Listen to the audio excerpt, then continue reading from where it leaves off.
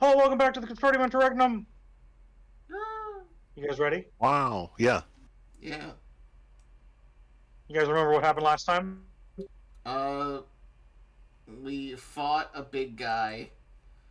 We found out how he murdered people. We met one of the Templars who was their inquisitor, by self-named, a bit of an edge boy. Thought he was too cool for school. But It is true. I don't think he's ever gone to school. yeah. How is he a priest? How did he become a priest without going to seminary? First off, what makes you think that he is a priest? Second off, what makes you think you have to go to seminary to be a priest in this religion? This is true. You could just say you're a priest. There's no, induction, procedures. Oh, look, I'm not saying that you couldn't. I'm saying that he might have. Okay, cool. Cool. Either way, edge boy, angel man interrogated him. Turns out he wasn't the murderer, but our big guy was. We did bring him back to life very quickly, so we could figure out how he did it and to give closure to, the families of those lost. It was very silly how he did it. But you know what's not silly? Well, I've got Jail a knife time. on a big stick. Jail and time. I turn invisible. He killed people, Tom. He killed women. Oh yeah, no, he's going to jail. Yeah, no. He's probably gonna get executed. He's not getting out of this. Yeah, he will most likely get sentenced to death. I don't know. They didn't execute Cirrhosis. Yeah, and I guess he didn't actually directly kill anybody that was proven. You know what? If this he did commit treason against the state. So what about all the He did. necromancy shit, though? What about all the necromancy shit with him and Sarah and an H? Sarah with an H? Connor just brought back a person to life the last game. That's basically necromancy. Okay, but here's the other thing. We also forget the fact that despite being in jail, the evil frog that worked for Sarah with an H and Teresa is still out there. He's still out there. I would argue that if this is a country that allows Tito to live and make armed, like even being disciplined the first time, allows him to live and still make weapons of mass destruction. Yeah, then, I mean his choices were community service or exile. So, there's that. Yeah, no, this country's fucked now. Thinking about it. Oh, because they don't go around executing people for minor crimes. They killed people, Tom. I don't think Tito's killed anybody. Not directly. No, yeah, Tito has directly. definitely committed manslaughter, and you cannot deny this. Didn't he like? He did definitely try and kill you guys when you first met him. So you Okay. at least got Mother. attempted. So Didn't attempted he, like, manslaughter, dissect cool. live hobgoblins or whatever?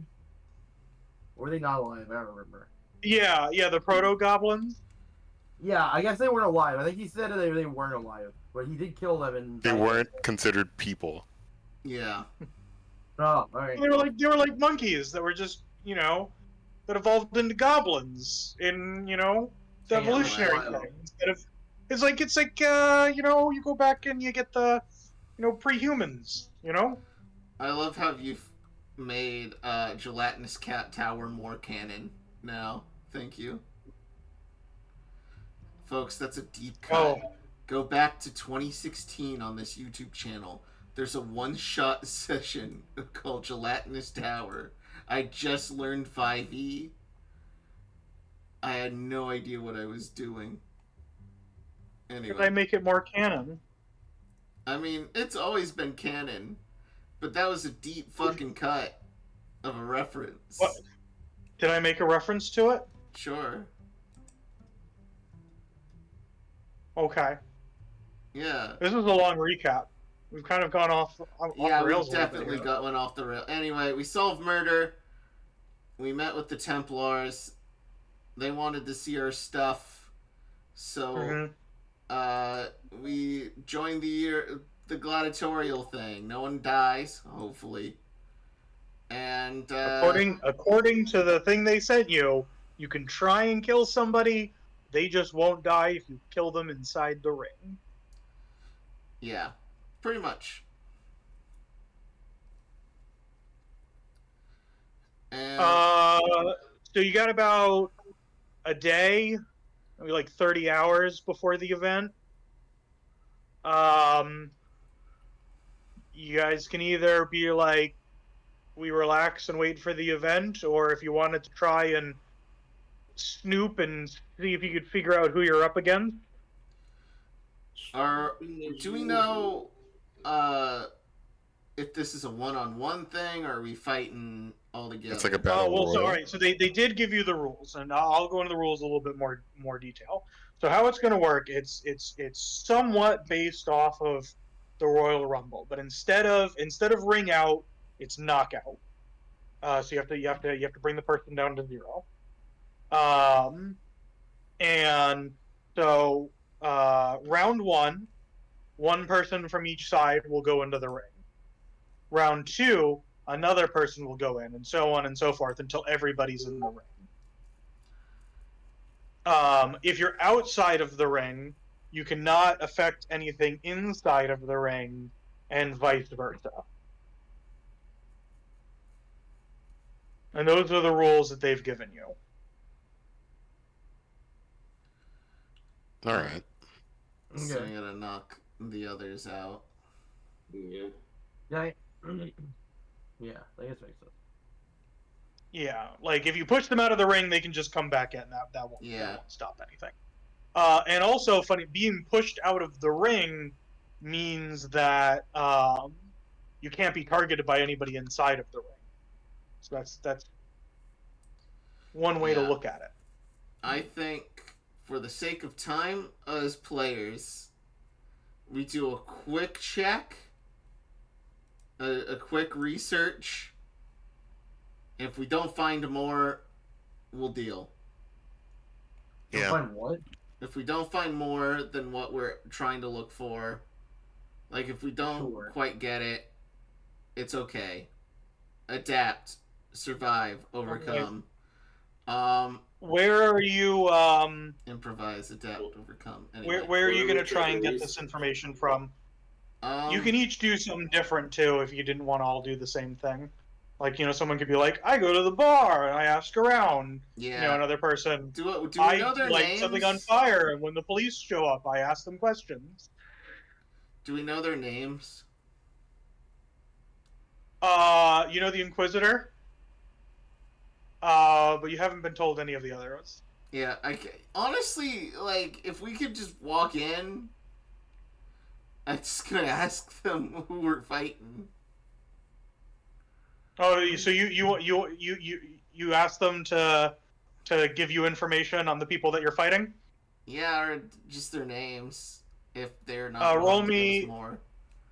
Roll me a persuasion check. All right. And I assist. I guess got proficiency. Sure. Then yes. Sure. I got a +1. So give me advantage. 14. Yeah. So you go in and you talk to the guildmaster. She seemed to like you guys the last time you were here, because she was not a fan of viscosity, and she liked your guys' work.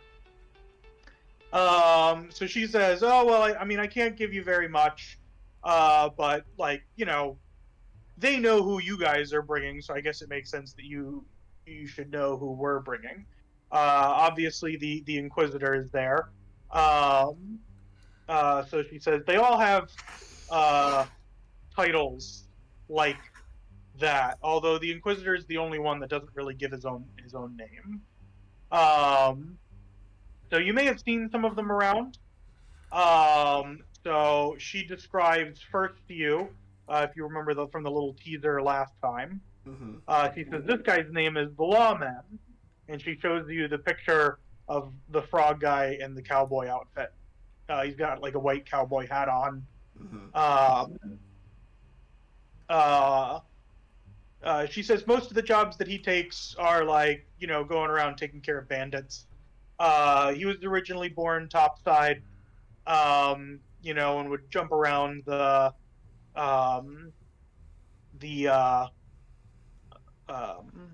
area, trying to keep control of the law on topside before we recruited him. Mm-hmm. The next one she pulls out, she says, this person's name is the Commander. It's the drow with the goat hooves. She says, so this person's originally from Nevermire. They are kind of like a tactician. They do a lot better, commanding troops. They're pretty much straight up fighter. She kind of like leans in and whispers. She's got a really nasty crossbow, so just giving you a little heads up there. And she says, if you want anything more, you got to tell me one of your weaknesses. And she then goes over and says, this next one, he goes by the Knight, and it's the Fencer, the one who's in the fencing outfit. He's got the very lanky body. She pulls up a picture of him. So he's kind of shy about how he looks, so don't make it. But he's a real sweetheart. Got it. So rude. He's out of all of the one, he lives by his chivalry code. His whole, all of these guys kind of, they have their own personalities. They'll probably not do any team groups and that kind of stuff. And with the exception of this guy, he's going to be trying to look out for everybody else, even if they're not even looking out for him. All right, so they're working on a team, but they're not. Yeah, they're all commanders, so they don't, they kind of all have their own little subsections, so they don't need to work together like this as much. Okay. So don't expect them to be as well oiled of a team as you guys are. But that's something that's common knowledge, so I don't feel bad about telling you that. Next up, we have the Executioner. He's Tabaxi. He's a former arsonist. He was. Why would you hire him? Hold on, we're getting to that. So he was arrested after one of his arsons went bad. He really burned his face. He was convicted, and as you well know, oftentimes executioners are pulled from the prison pool themselves. And so he was given the job, and he made it a point to really try and redeem himself. His whole thing's about redemption, and he's pretty strong though. Although he is a little bit disfigured due to the originally the arson accident, and then the fact that as part of his personal penance, he carries his execution axe with him everywhere he goes, and it's quite heavy, and it's given him some back problems. The last person, they say, this person is actually a native of Vormos. We didn't really have enough captains ready for you, so we hired a contractor. This person works in like the more normal wrestling events that would go on in these stadiums. So if the rule wasn't knockout, if it was like if it was just to throw you out, this person might be able to essentially be unstoppable. They're very, very powerful in terms of wrestling. We've given them the temporary name the Pro. They say we're also thinking about maybe just calling them the Wrestler, but we think we're still workshopping it. Grappler? I don't know. Oh, that's a good one.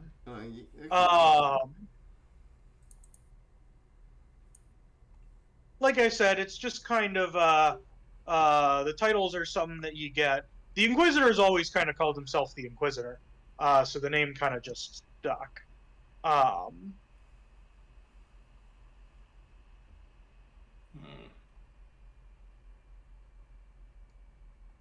But yeah, obviously I can't give you any more information though. But those are the people that we've slotted to go up to you against. Okay.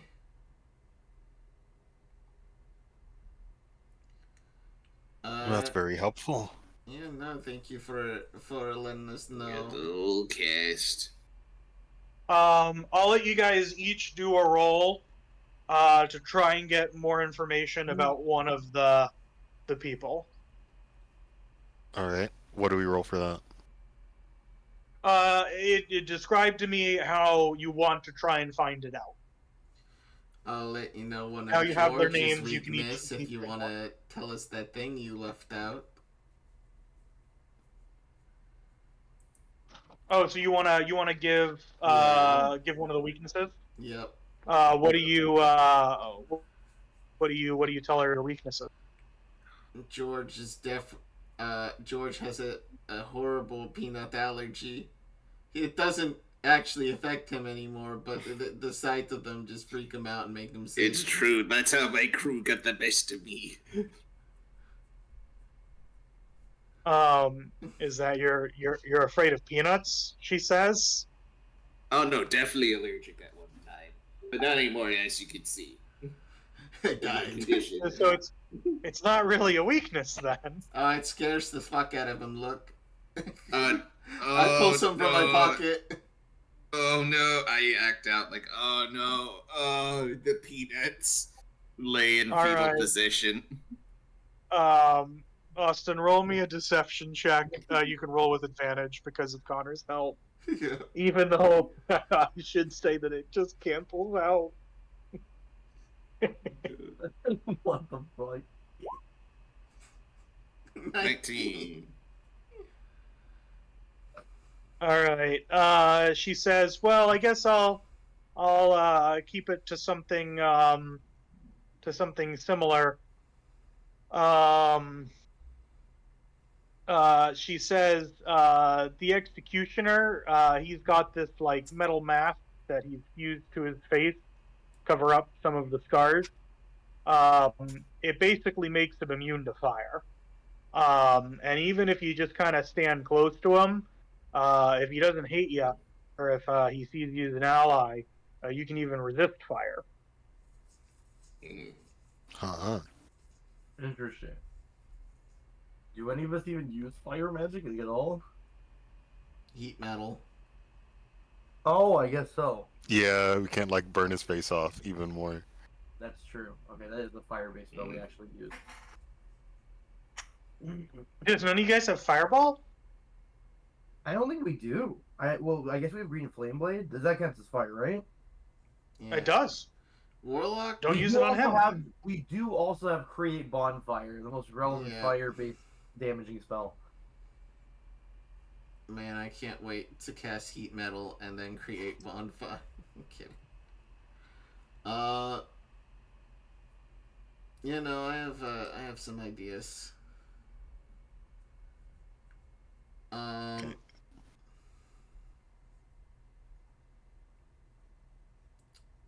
All right. So. Sorry, what'd you say? Luna, are you gonna do something first? No, I guess we go back and discuss a quick battle strategy.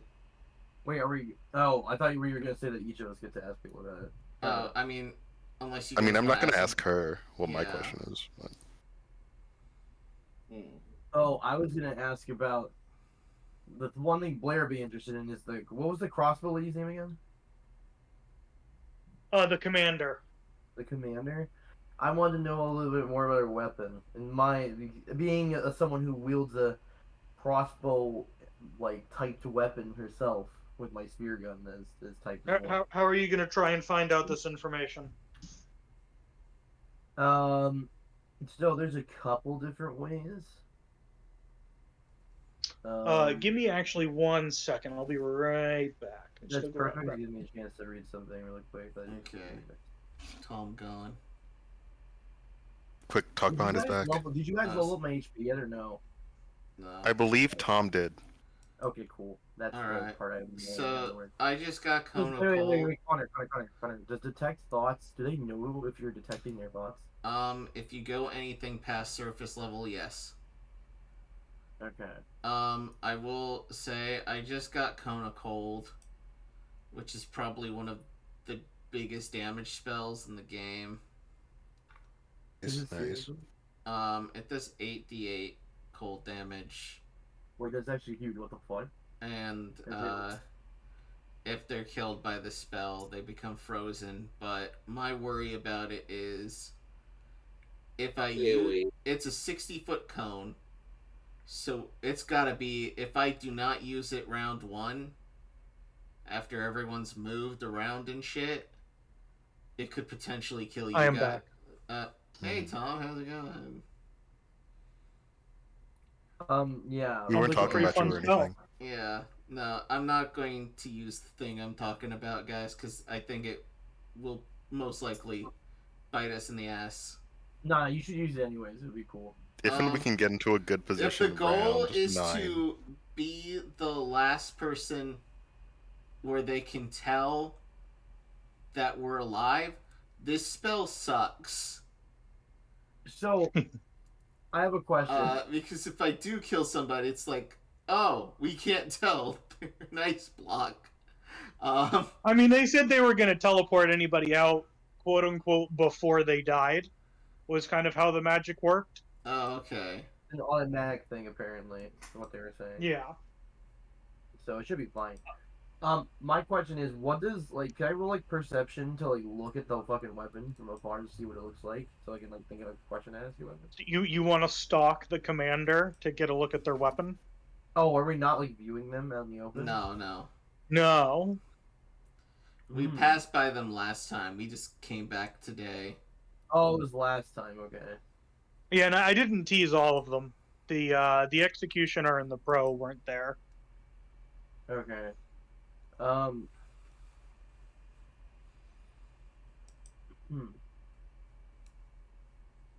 think this is as good as it's gonna get, but... Well, Cinna, do you know what you wanted to do? Wait, I do have a way I'm gonna ask that, if I can ask. Since I just literally got something that could work. Oh yeah, you gonna ask her? The commander? Actually, could I go? No, the guild master. Okay, so I can't go talk to the commander. I mean, you can. Could I? All right, so you go and you look around until you recognize the commander coming out, and you want to go up and talk to them. Yeah, with my weapon like on my back. You know what I mean? Yeah. And from one. What do you say? What do you say as you walk up to them? I think I just like introduce myself normally, like. And I apologize, my voice is a little fucked right now, but. Like, hello, commander. Is that commander? I presume. She looks over to you, and she says in kind of like an authoritative voice, yes, I'm very busy. How can I help you? Oh, I just wanted to introduce myself. I'm Blair Audina. I think we're going to be fighting soon in the arena, and I was very interested, because you just have quite the. Can I like perceive? I guess her weapon. Yeah. Roll me a perception check. Yeah.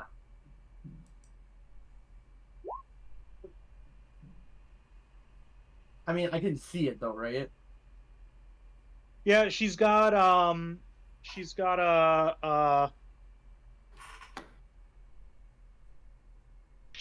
sword at her side, and then the crossbow is. Let me bring this up. Give you the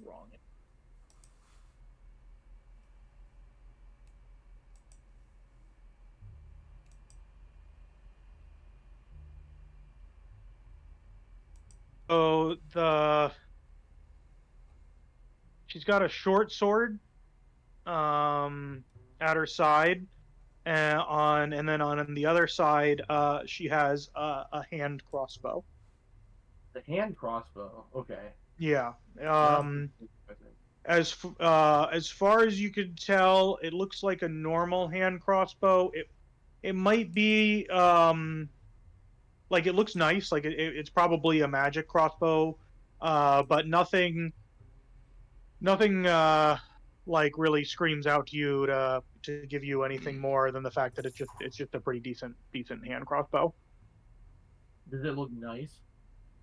Yeah, it not quite ceremonial, like it's definitely designed to be used more so than just for show. Right. But it's there's no like symbols or like magic jewel looking things on it. It's just kind of from a distance it would look like a normal crossbow. If you wanted to know more, you'd probably have to like get your hands on it. Right. Okay.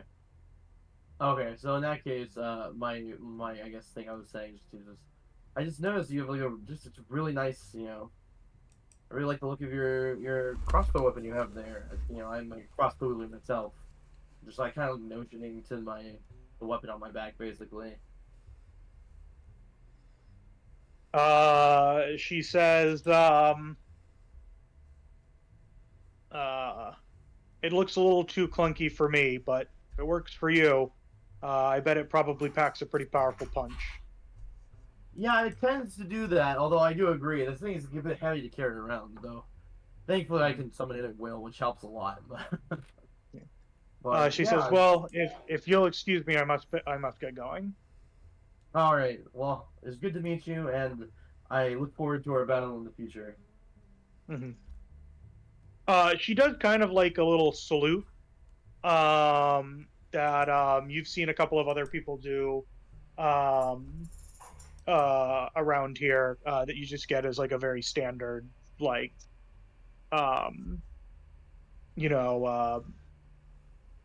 almost like a hello and goodbye kind of thing. Right. So she walks away. So Okay. It doesn't seem like she's attempted to slight you. She was kind of cold, but you got the feeling that was because you're going to be fighting the next day. And she's probably just actually busy, right? No, Maybe. she's going to fight us. Yeah, she'll be busy with fighting. Yeah. All right, Cinna, you're up. All right, so yeah, I wanted to look into the knight, I think his name was. Yeah, the knight. That's the guy. You're like, he's the chivalrous one out of all of them, so there's probably going to be stories about him, like, hanging around somewhere. So, like, I kind of wanted to go, like, into, like, local bars, anything, see if, like, people know anything that they want to talk about. Yeah, roll me a choice between persuasion, survival, investigation, or insight. If the choice is Whichever one of survival, those. I'll go survival. All right. Yeah. So you're able to kind of track around where, follow some people around in order to get like the place, where like a lot of the normal people kind of hang out, and you're able to follow them from even where you're pretty sure that the knight was training the other day.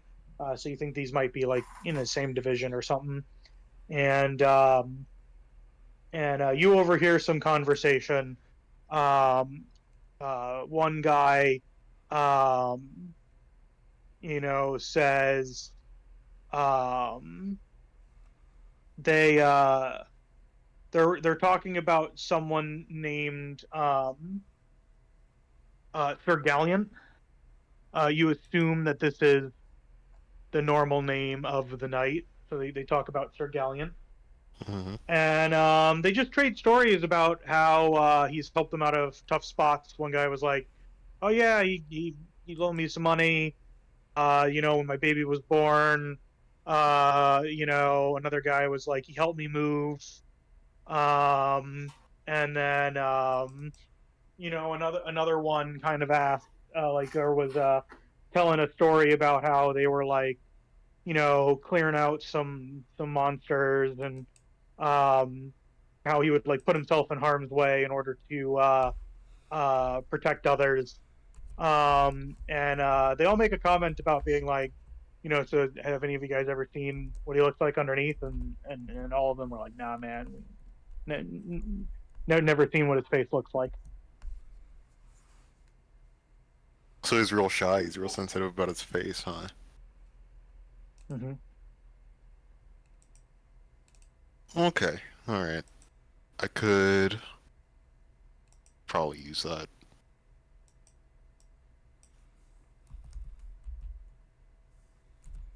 All right. Is there any other preparations you guys want to do before you begin? George is gonna ask the group one question. It seems like competition seems tough. I don't know if you guys be against it. I could, misplace one of our contenders' weapons, and they so long that they want miss them the to entire. At the end of this, we want them to like us. Fair enough. Just throwing a suggestion. Which order do we want to go in, though? That's a question. That's another question as well.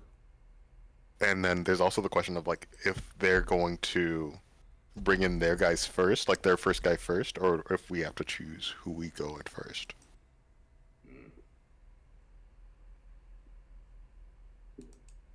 Because I'll volunteer. Yeah. I think that I can get a lot of stuff done quickly, and if I can knock the first guy out right away, then it's only going to get easier from there. Yeah. Let me go in second. Out of character, everybody's going to roll initiative at the beginning, and the only time that you're able to go in is on your turn in initiative order. Okay. So theoretically, rolling really high initiative at the very beginning could even be considered a detriment, because that would mean that you might go in before the opponent. You also don't need to decide who goes in, but then, so anybody can go in on their turn as long as no one else in that round has already gone in. So, like, prior to the thing starting, can I, like, cast my buffs? Can I do, like, my bolstering magic? There were no rules listed about that. Okay. Alright. They did say that you couldn't target anybody inside of the ring, and you couldn't they didn't say about targeting people outside of the ring. That one probably seems a little bit more bad sportsmanship than just casting buffs on yourself. Mm-hmm. Okay.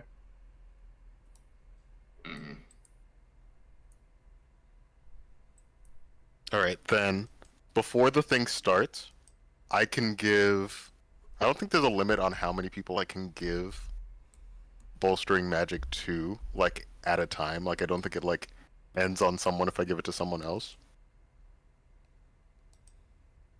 So, what's the ability called? Bolstering magic. I'll put it in the chat. Yeah. There's a lot of words there. But, I don't think that it matters if I give it to multiple people.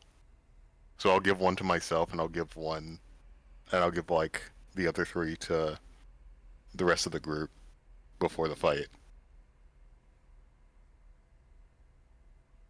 Yeah, so it's equal to your proficiency bonus? Yeah, so I have 4 of these. Mm-hmm. So I can give myself and I'm not going to do the spell slot one. It's going to be like the D3 on attack rolls or ability checks. Yeah. So I'll just give that to myself and 3 other people, whoever wants it. What does it do? It gives you an extra D3 on making attack rolls or ability checks. Okay, George could use that. I'm probably just going to cast Shield of Faith on myself. So I'm just trying to. Well, so how long does Shield of Faith last? It will last. Concentration up to 10. Okay, yeah. So if you guys wanted, Yeah. you could probably cast that beforehand and have it not be an issue, because you have to imagine, like, you guys are gonna walk out there, so you're gonna lose a couple of minutes. So if it was something that only lasts for 1 minute, if you did it before we switch over to the map, it'd be hard. But for like 10 minutes, you can cast it 5 minutes beforehand, and then oh, 5 minutes, and then having it for 5 minutes, the rounds won't go more than 5 minutes. Mm-hmm.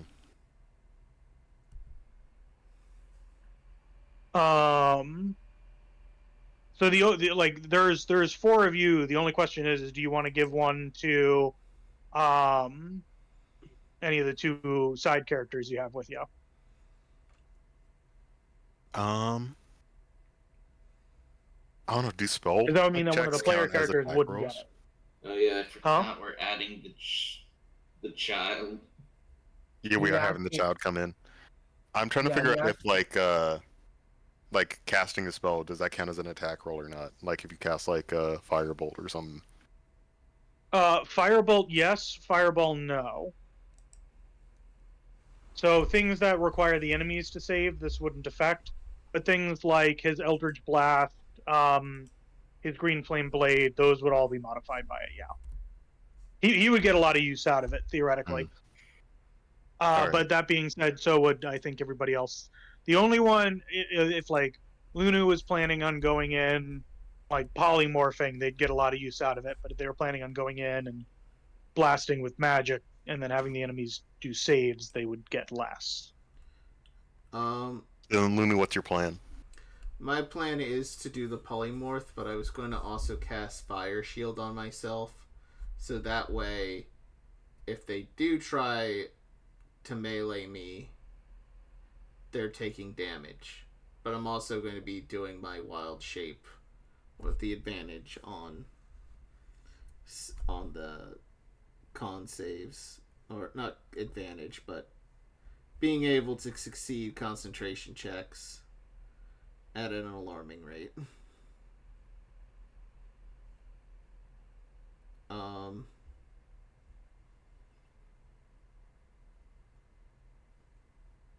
But yeah, no. You guys said you didn't have any fire stuff. Well, I could do cold damage instead. Oh, that's true. The utilization of your information has perhaps told you not to do the fire damage one. Yeah, so... Or maybe she lied to you and it actually prevents him from taking cold damage. Well, we'll find out. We'll certainly will. We can't find that out unless we cast Cone of Cold. So what I'm saying is cast Cone of Cold, you coward.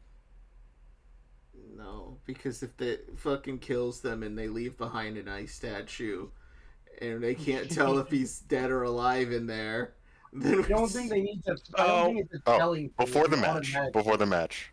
Yeah. Like right before the match. Would we be able to get close enough to them for me to use magic awareness? You haven't seen the arena. Okay. Alright. But yeah, from what she was saying... You do know that they've said that you're going to be walking right up to the arena, so assuming they do the same, you might be able to. But Okay. you won't know that till you get there. yeah. Is there any way to scout out the arena beforehand? Because like I know this is like a public thing that spectators come into. Yeah. So the night before, Isolus. Heis.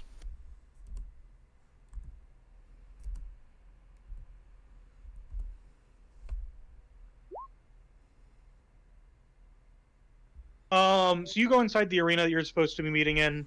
There's some sort of play happening. It's kind of got like a globe theater kind of thing where there's seats all the way around. You look down, and the total area is about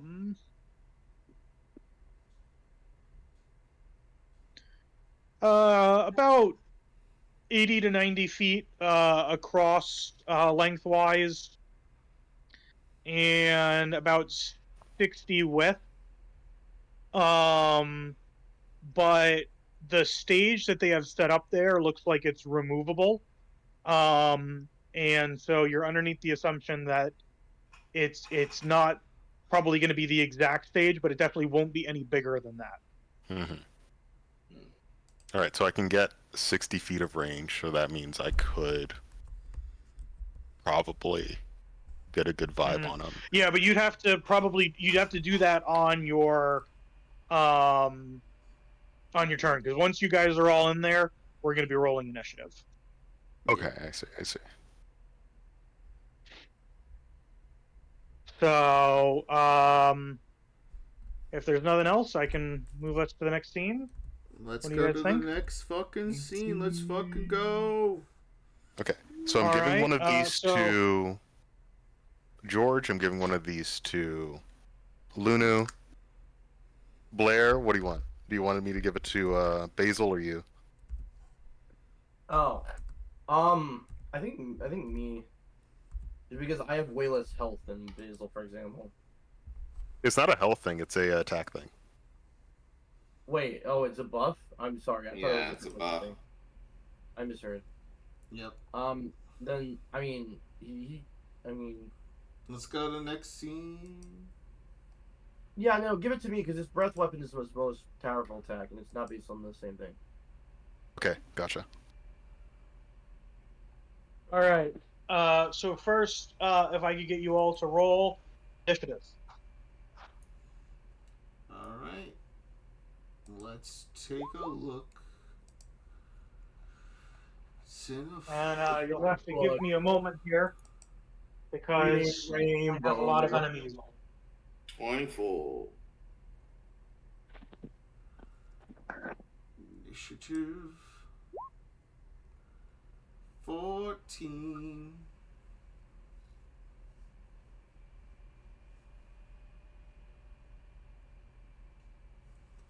I got 14. 19.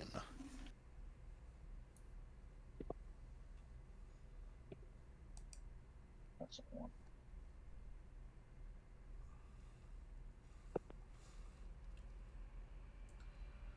I just looked at our characters thing on the side that shows the party members. I didn't know Basil's middle name was Claw.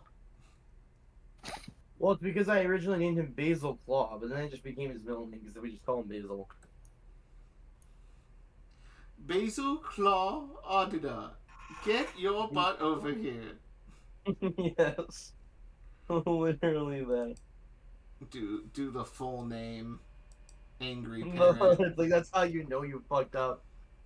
When you Basil Claw Audina. You know you fucked up. Being that man right this instant. You know you fucked up when your parents start calling you Basil Claw Audina. Mostly because that's not your name. And your parents are losing their memory at an alarming rate. No, it's his name. At least now it is. I'm joking about saying The dementia. I'm speaking to the audience. God, if like I just imagine like for races that like live forever, right? How bad would the dementia get? Elves are all fucking how quickly they get it. Elves past 300 are all off their fucking rocker, man. They just said like, oh, I live forever. I don't care who lives or dies. They say that in the Walmart. Guys, these initiative rolls. What? These initiative rolls are insane, guys. Wait, do we roll for Basil? Yeah, if you guys want to roll for Basil, and because I'm doing everybody else. Alright, got you. Already opened the sheet. Um, Oh my god, even Basil's going crazy. Yeah, I'm. I mean, if we have a high initiative, you can defer, right? yes, but how that works is you'd have to use your reaction, and you can't move. You can't move. Yeah, because you can defer an action, you can't defer a move. Huh. Hmm. Okay. That's fine. We don't need to. We don't need to. We don't need to. Although I go okay. first, I go second, right? Because So like, you can't just like say, "Hey, I don't want to move in at this point in initiative order. I'll just wait." Can you just hold your action? No, you are not technically allowed to do that. Okay. Okay, that was a house rule then. Yes. Or more specifically, it was not following the proper rules, because in previous editions that is how it worked. Hmm. And it's not how it works now. Why did everything have to be? All right, so the only one left I have to roll for initiative is the Inquisitor. I have 3 nat 1s on initiative rolls for some of the others. God. Yeah, that's. All right, really- well, so the Inquisitor, all of you guys know this, the Inquisitor got the highest initiative out of the enemies. Oh no! All of you go first. Oh wow. Oh, I thought you were saying you get the highest out of everyone. No, No. no, that's not how it All right. works. Who got higher than a 20? I did.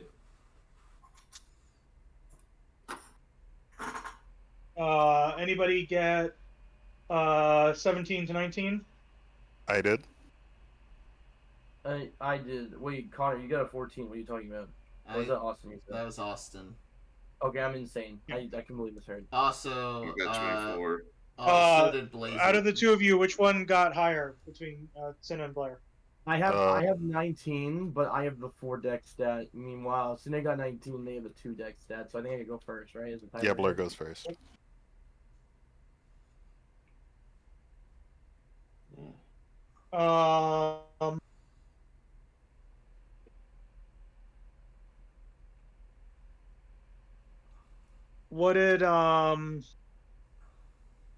What did Basil get? 17. He's next.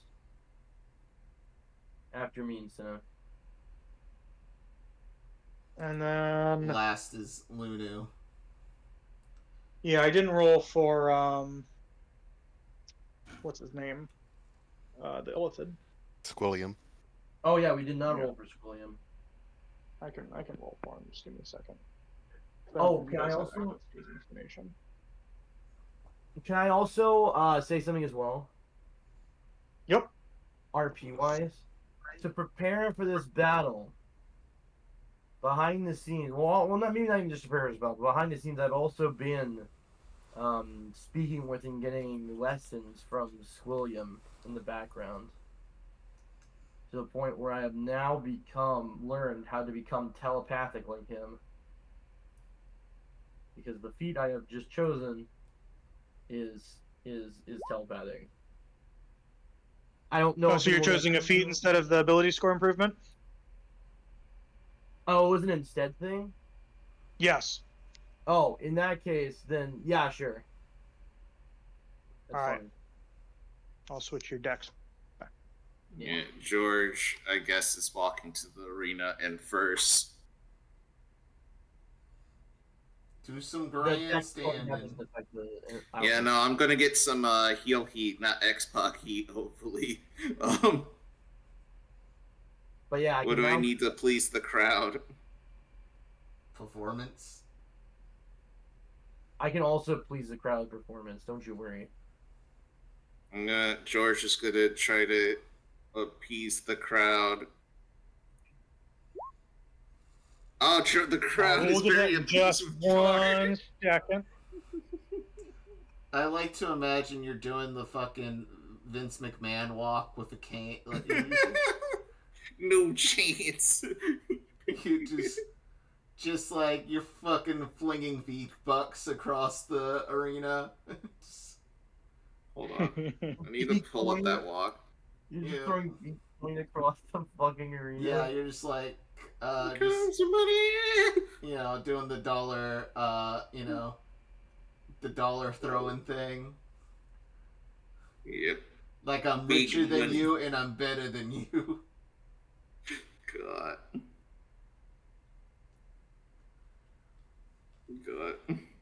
George walks the arena like in this fucking post, the gift I sent. Oh. All right, I've got all of my setup done. So yeah, Austin, you come in. The crowd goes wild. Who is this guy?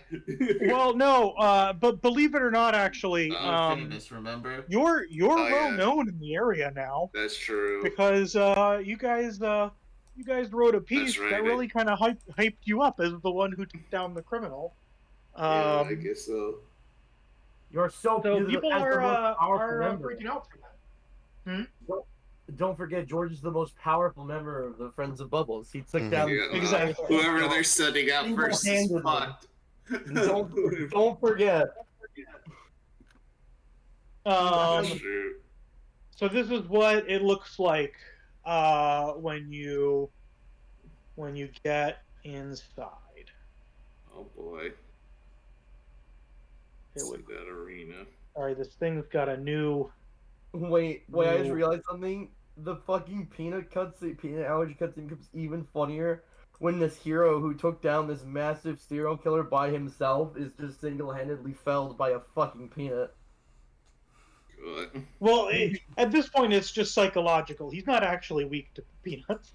Allegedly. Yeah. Yeah, no, he's We have to find out. Also, this Yeah. arena looks insane. What the fuck? Oh, Yeah. hold up! You're going into the ring. Oh, okay. Don't go into the ring Hey, yet. what the he's I doing thought now? it was like pleasing the crowd as I'm walking. Why is everyone No. here? That was as you were walking in. So this is after that. So you guys are all up by the end of the ring. You're all introduced. And the ring is here. It's got like a force field. So the dark square, that is the ring there. And you can go up and you can kind of like put your hand up against the wall, and it kind of feels like there's something there, even though there's not actually like it's on the ground, but you can definitely feel that there's magic. They let you test it out for a little bit just so that you understand. Like once someone goes in, someone else tries to go in, they can't. You try and hit somebody outside of it, you can't do it. You try and so you're able to test it out. Kind of get a good bearing that it does work as advertised. Yeah. And they set you up outside here, and they bring in the others. And then if you all could just double check for me to make sure that your tokens are tokenable. I can, as you can see, I can move mine. Yep. So it's now just imagine.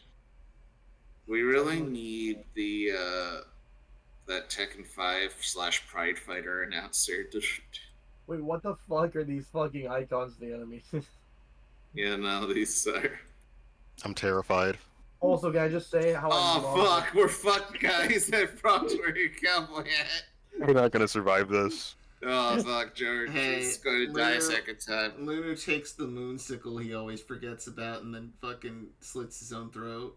I fear. I thought you guys might like the frog.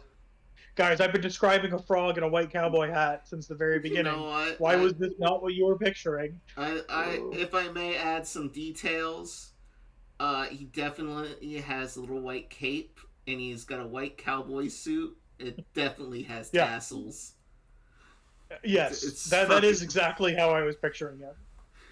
But it's really the dual pistols that you should be worried about. Which are also bedazzled. Whites. I'm glad me just with this one picture and a very like one sentence description, you have exactly what I'm thinking of inside your head. You're welcome. I forgot that fucking Squilliam's icon is the fucking Malamar. Yeah. It's Yeah. the fucking Malamar. Well, I'm just imagining the frogs thing. It's my spurs, they go jingle, jingle, jangle. So, Austin, you're up first. Do you do anything?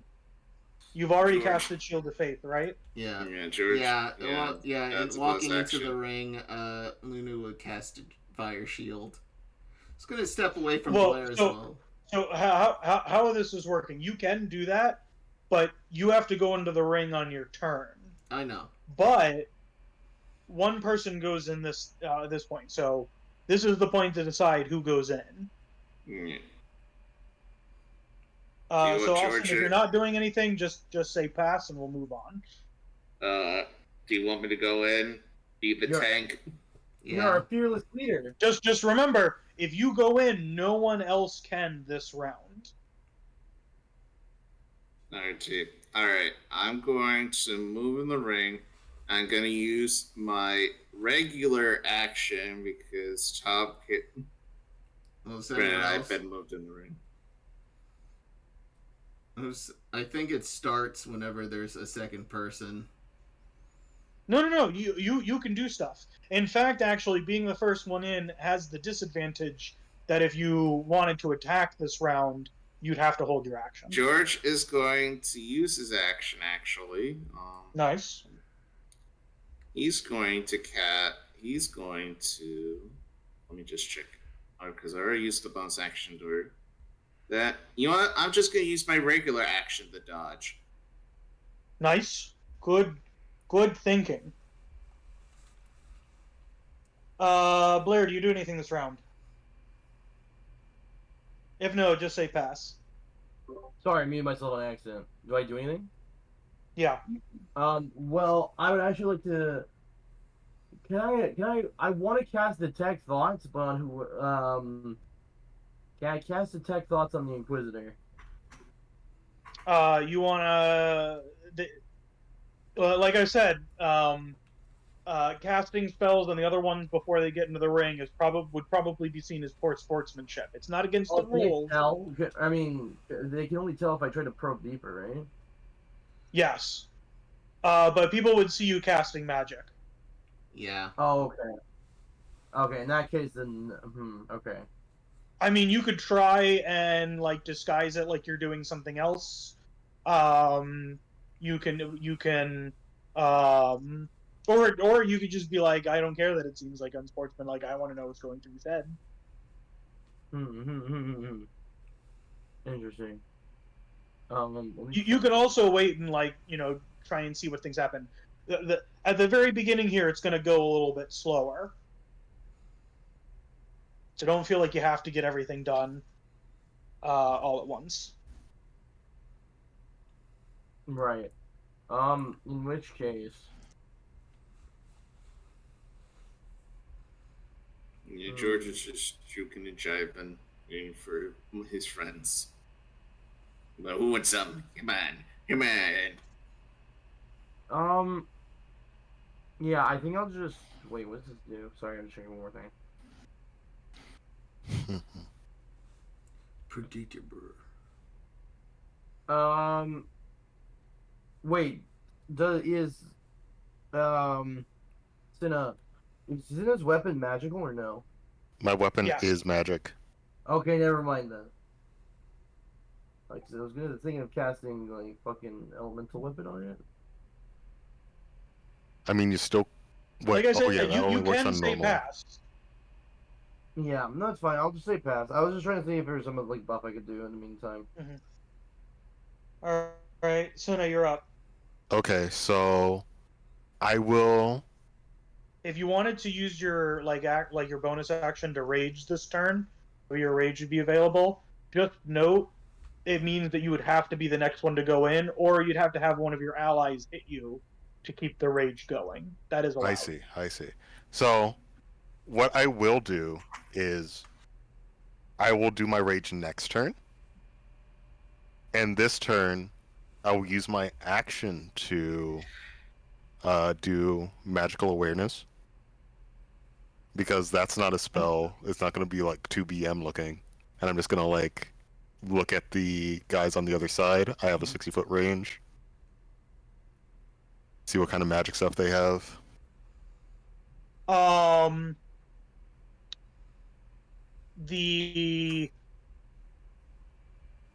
The executioner's mask is magic.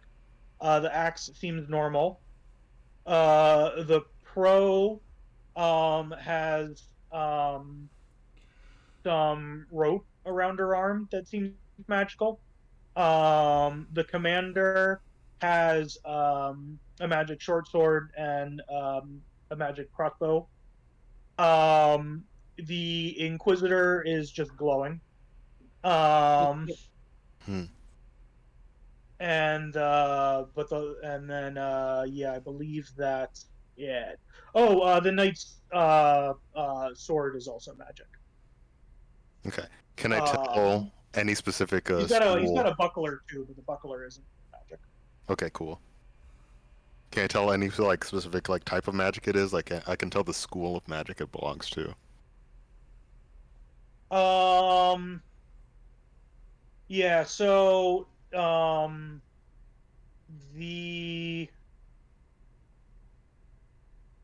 let's see, they're all pretty much transmutations, things like buffs and that kind of stuff. The commander's got some evocation on her. But yeah, it's pretty much all like buffs basically. Mm-hmm. You're pretty sure the Inquisitor's got mage armor on. That's something that's kind of common. That explains kind of why he seems like he's glowing. He's got mage armor on. That's a fairly common one. The rest of them just seems like they're normal weapons and that kind of stuff. All right, I'll whisper what I can see to the rest of our group here, and I will use my bonus action to activate my Eldritch Maul tattoo. So nice. That gives me 15 feet of reach on my weapon and an extra 1d6 force damage for a minute. Nice. And that's gonna be my turn. All right. Basil's up. The only really thing that he can do at this point is cast invisibility. I don't know if you guys want him to do that right now or wait till later.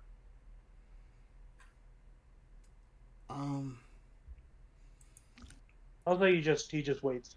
That's probably probably for the best. Yeah, we'll have him wait. Lunu, you're up. Is there anything you wanted to do this round? I was gonna cast Fire Shield on myself and then activate my Is Fire Shield concentration? No, actually it is not. I was gonna say I think I remember it not being concentration. Yeah, but I'm still gonna activate my Doing hot or cold?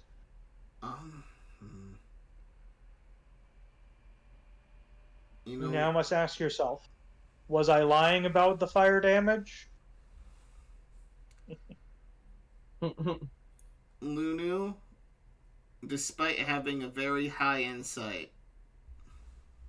You know what? Can I roll insight to see if I believe that lady's story about the executioner? Absolutely. Just like rewind time, thinking back to it. Yeah. No, you're thinking back. Well, 25. Yeah, it's true. The guy has the ability to offer resistance to fire and is immune to it himself. It doesn't let you know if he has anything for cold, because she didn't mention anything of that. But she was being completely honest with all of the information she gave you. You would also tell that obviously she didn't give you all of the information. She just gave you their names. Yeah, I'm curious if he uses fire, but I think I'm gonna stick with cold. Just in case he comes at me. And then I activate the mark of the dragon Yeah, what does it Everybody's do? buffing up. And that means I pretty much succeed any concentration save, unless it's like I'm dead. Or someone hits you really, really hard. Or someone hits me really, really hard. All right. Next up, it's the Inquisitor. Oh, fuck. Which icon is the Inquisitor, by the way? The angel wings. Oh, that makes sense. Can you guys see their names? No. I know it's on my side. It's a little blurry. Oh, okay. I put the names on them so that way it would be easier. Let me see if I can.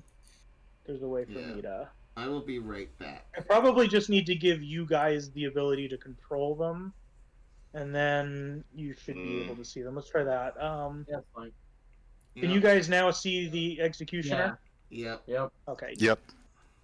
I don't know why it doesn't let me do the names, the nameplate for everybody, but whatever. You guys will be able to move them around now. Not that it will save you. Oh, they go swimming and they disqualify themselves. The pro just like, oh man, I forgot about my dentist appointment, and leaves. Mm-hmm. So the Inquisitor is up first in the initiative. You all know him. You've seen him, so I won't go into too much of a description of what he looks like. He makes eye contact with all of you individually. He's got the feathers kind of blocking his face of the wings, but you can tell there's a dastardly smile underneath. It seems like, Blair, you kind of get the feeling that you don't need to read what his surface level is.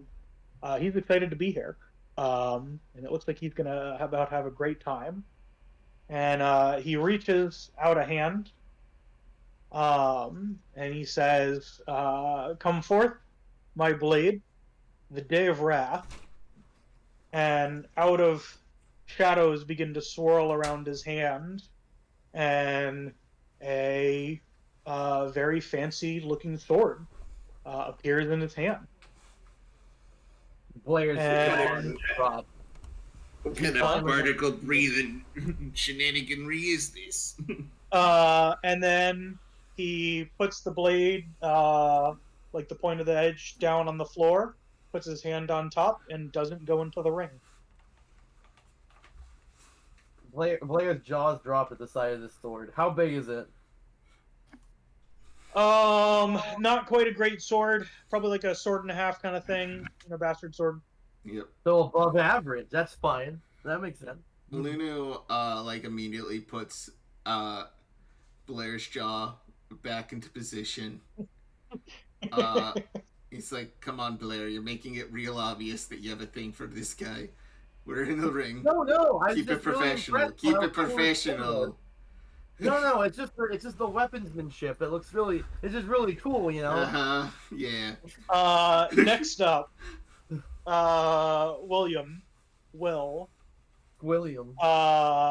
He says, "Let me know when you guys want to go into the ring. I've got some good area of effect stuff that I could probably not kill you guys with. So I'm probably better when there's more of them in the ring than when there's not." Just work the crowd. I'm just doing what's easier. He says, "How much can I do mind stuff with the crowd?" That's a great question. You make them see pretty pictures. I think the big dome. Oh, no. He's not asking like what he can do. He's asking how much is he allowed to do. I would just start him off with getting them to do the wave. Yes. He says, "That's good. I don't need to use any powers for that." And he'll use his movement to swim into the water, and then he's gonna just try, and so he goes over here, and then he comes over here, and he tries to get them to do the waves. I'll check on the next turn to see, because then he'll go more around to see how well it works. Yeah. I'm just. What This is the first. You know, I feel like this is how he started his first cult. It starts with getting the crowd to do the wave, and then they're sacrificing every Wednesday night, and then they move upstate to Albany for 3 years with you. You know. So next up is the executioner. What you see before you is a very muscular tabaxi. Its face is covered in an iron mask. The mask itself shows a blank emotion, uncaring. Despite the fact that it's covering its mask, you can see burns on other parts of its body, old scars, and it lives forward. Its shoulders drooped, almost as if it has like really bad scoliosis. Like it can't stand up straight anymore from the weight of the giant axe that it carries on its shoulders. The executioner looks to the others, and he says, "I've never executed the dead before." And he gets into the ring.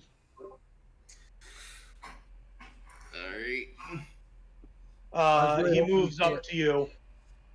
I have disadvantage to hit. Yep. And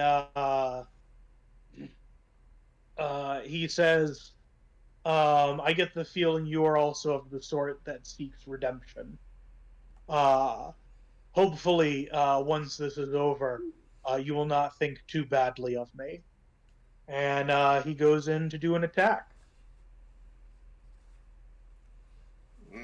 The first one misses. The second one misses. Good job dodging. He swings for the third time. Oh. And this one also misses. What's your AC? 22. Nice. I realize I need Yep. to calculate You or get invest the in more feeling. magic items. Yeah, you get the feeling that against this guy in a one-on-one fight, you have the advantage.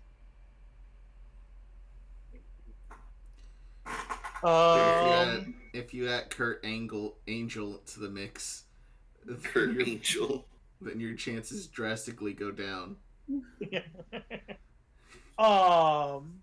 Next up is the knight. He does nothing. The lawman does nothing. The knight I've also described as he's tall, lengthy. His body seems to be too thin to be that of a normal human, and his arms also, like the padding that is around him is so tightly wound, it almost seems that there's not very much inside. And the lawman, he is a man who is a frog. And he is dressed all in white over the with two pistols. He also does nothing. The commander, you talked to her earlier. She does nothing. And then the pro moves up. The pro is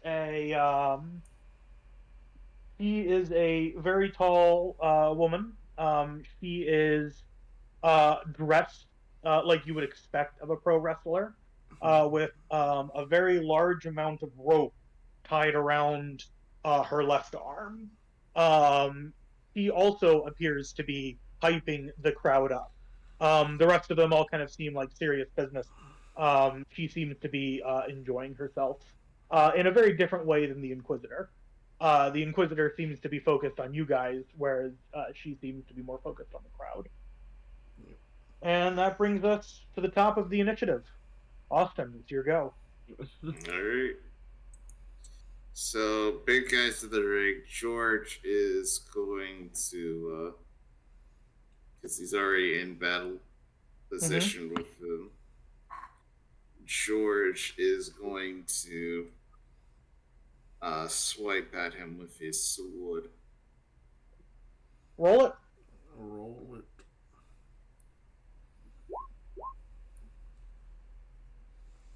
Oh, that's That's damage. the wrong button. Oh.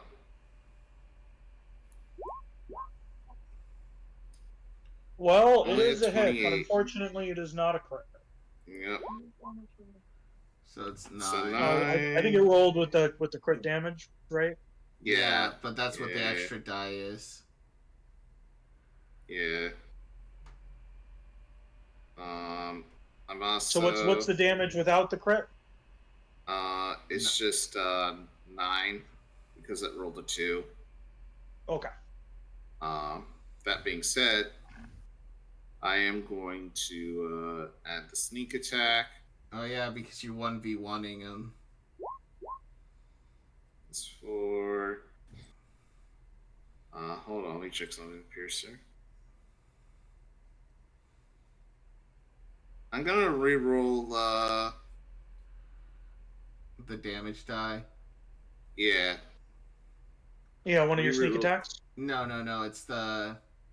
has The a attack thing. damage. The attack damage. Because of a feat, he can reroll the damage. If it's. Yeah. Okay. Never mind.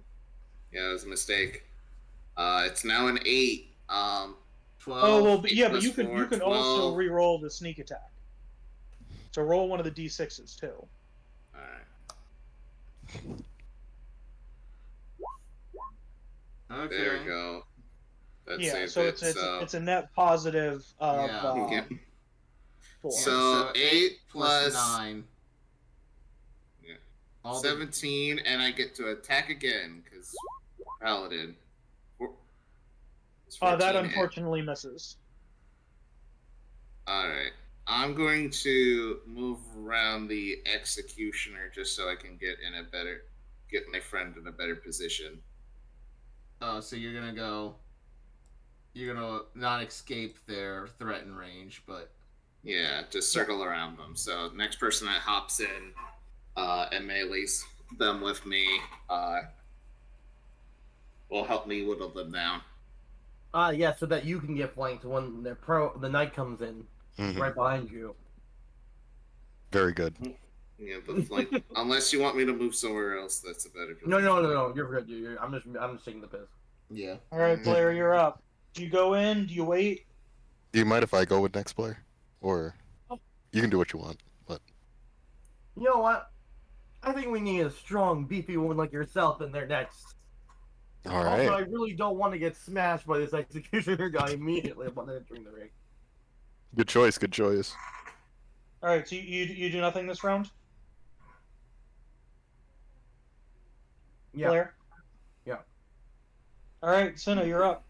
All right, then I will go ahead and rage, which that is a 2. If I can figure out what a 2 does. Okay, on a 2, I'm able to teleport up to 30 feet in any occupied place that I can see. So I'm just going to end up right here. Nice. I'm going to say, I hope you don't mind me cutting in, but I need to fight someone as strong as you. And I'm going to go ahead and I'm going to attack with the great weapon, Anchor. Roll it. You get advantage. Yep. That's a That's 12. unfortunately a miss. Okay, then I'll go for one more. I'd like to use I have my D3. I have a reaction ability that I can do. Okay. What is it? It is Wheel and Woe. I can use my reaction to add a d6. So you can't because he's inside the ring and you're not. Is there like a shield that prevents us from Yeah, getting it's buffed like from- it's like blocking okay. magic and that kind of stuff. Yeah. All right. Well, Okay, does a 14 hit though? A 14 does not hit. The guy's wearing some pretty heavy armor. Okay, gotcha. Then I'll go for one more time. And that also misses. Unfortunately. Yeah. And hey, now I'm in here. Yep. Mm. All right. Basil will continue to hold. Lunu, do you do anything this round? Lunu is going to move over here so that way when they cast Polymorph Gorilla Time. All right, so you're getting ready for that. Yeah. Do you cast polymorph right now, or are you gonna wait? Can I only do it in the ring? No, you can do it whenever you want. Yeah, I was gonna do it now and then go in next round so I can start throwing hands immediately, because if I cast Polymorph now, I'm not gonna be able to throw hands until my next turn. Yep. So So gorilla me. luckily I already pulled a token because I figured this was a possibility. Yep. We'll move you over here. My stunt double comes in. Yeah. So you're kind of standing off the side. I'm assuming you in gorilla mode immediately try and enter the ring because gorilla fight, but Yeah. you're blocked by a magical force. Monkey can't go in cage. Ooh. Ooh. Next up is the Inquisitor. The Inquisitor says, "Marvelous! I love this one." He kind of like hits the commander on the side. Did you see him? He turned into a giant gorilla. We get to fight that. I've never stabbed a giant gorilla before. And then he holds out his sword, and small mouths start to open up on different parts of the sword, across the hilt, across the blade. The commander kind of like rolls her eyes, like she's like, "Oh yeah, this again." And then the blade starts to sing out music, and it sounds like those Gregorian chants that you heard the other day in the training room. And Blair's he very still impressed does by the not. showmanship of this sword. He still does not go into the ring. Next up, William. I'm assuming you guys want him to continue to do what he was doing. Yeah. Yeah, keep it up. Hype him up. He's actually got a pretty decent charisma score, all things considered, which I guess does make sense.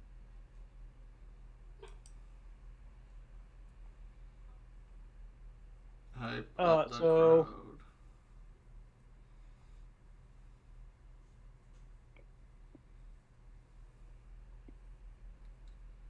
Oh yeah, he gets him going. There's a whole wave as he goes over here. He goes over here, and then he ends up all the way over here. And there's just been a wave the entire way. We did it. Does this accomplish anything besides the wave?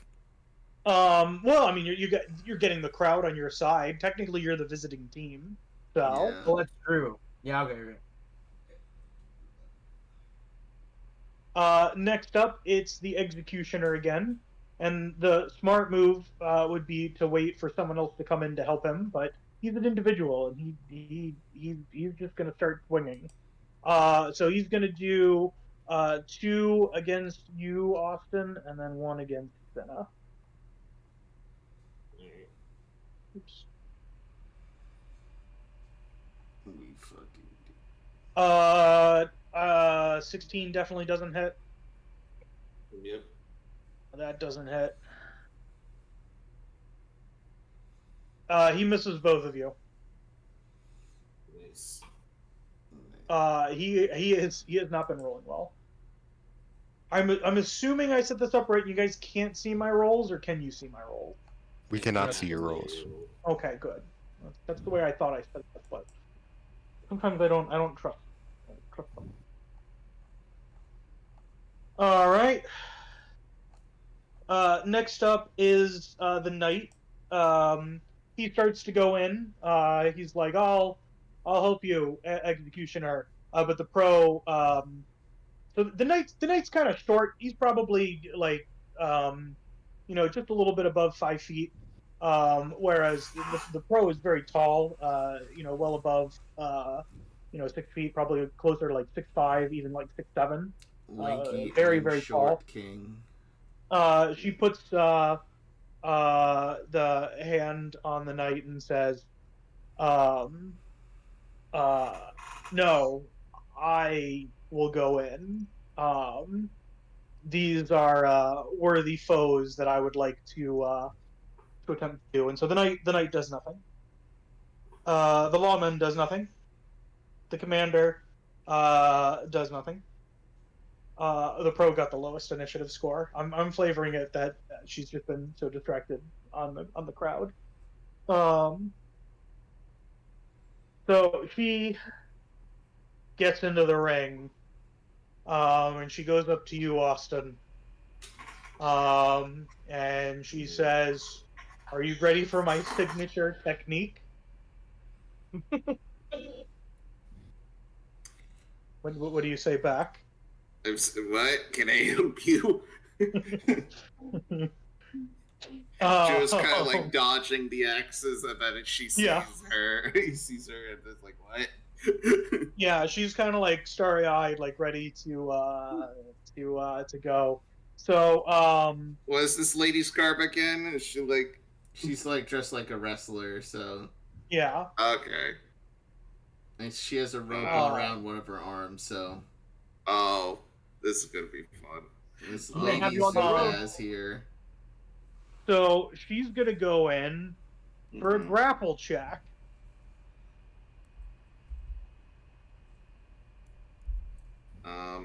Do I So do roll me an acrobatics or an athletics. Acrobatics. Oh. You rolled really high too. But you're able to dodge out of the way. And she says, "Oh, well, aren't you a slippery one?" They'll call me Slippery George for nothing. We're gutted. We're bastard. She laughs. She says, "Well, let's try again," and make another opposed grapple check. No. Christ. You can add a +3 to that, or a D3. It won't matter. Oh. Yeah. So you're grappled. And because of her special technique, of which she can't do to the full because you dodged the first one, she uses her bonus action to have the rope spring off of her arm. The rope then magically goes straight up 60 feet, almost towards the ceiling, about 20 feet below it. And then she starts climbing the rope, holding you. Oh my god. Oh god. She does have you on the ropes. And she's able to. You see now that she's got some Simic hybrid stuff. It seems as if her hands are, they've got a combination of little suckers on them, and she's able to very deftly climb up without, even though she's carrying you. Without How far does she climb up? While doing her rope dash ability, she can go all the way to the top. Oh. And she says, "I'll see you on the way down." And she lets you go. As a reaction, I have Misty Step. Is it an action, or what are you saying? Bonus action. I would say that you wouldn't be able to do that as a reaction to stop the fall. If you wanted to try and like grab the rope or do something. Yeah, can I grab the rope? Yeah, roll me a dexterity saving throw. Oh my god. Did we determine if the rope is magical? Yes, the rope is magical. Makes sense. Cinna noticed that it had the magical aura on it. Okay. It's not like a spell or anything, but it functions like the spell rope trick. There's just George is no portal at the not top. looking great. Well, that's okay. To the fall damage. How far do I fall? You take 21 fall damage. Ow. F. And I'll say, if you wanted to like move yourself into like an adjacent square, to where she is, like to be like, if you were like shuffled around, you can do that as well. Or if you want to be in the same square, that's fine as well. I'll leave that up to you. Shit. I thought I could fall on the executioner, but that I know you would love that. Yeah, no, he's too far away. Yeah, no, George is just gonna be like, be big. She then steps up with 1 foot at the very top of the rope, so she's like standing flat foot on it, and she puts her arms out like a flying cross, and then she jumps. Oh no, the flying breath. But because you missed that first grapple, or you dodged that first grapple, she's unable to do another attack. Okay. And flaps of the Simic hybrid skin come out, and she effortlessly glides down to land right here. And then, for the purposes of the rope, because the rope is still in the same spot. I realized I would have got +1s on these, but even then. Real quick, I just want to point out to Blair. I'll use this as a symbol for the. Is currently like full body, full gorilla body on the side of the ring, wanting to go in so bad. Interesting. This is looking at you like, please let me in. So Austin, it's your turn. She's still she's on the ground, right? Nope, she has come down. It probably would have been smarter for her to stay up there, but she did not. You're also prone, but you can use half your movement to stand up. Yeah, here's the thing of that. Let me just check something.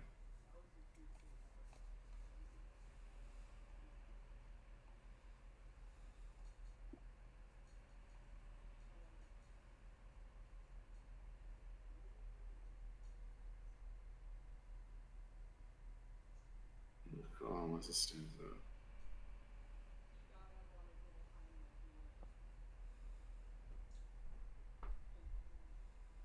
Okay, I don't get advantage. Yeah, no.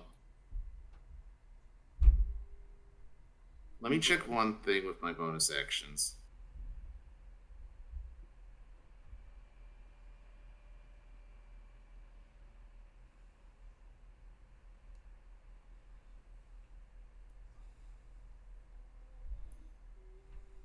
George is going to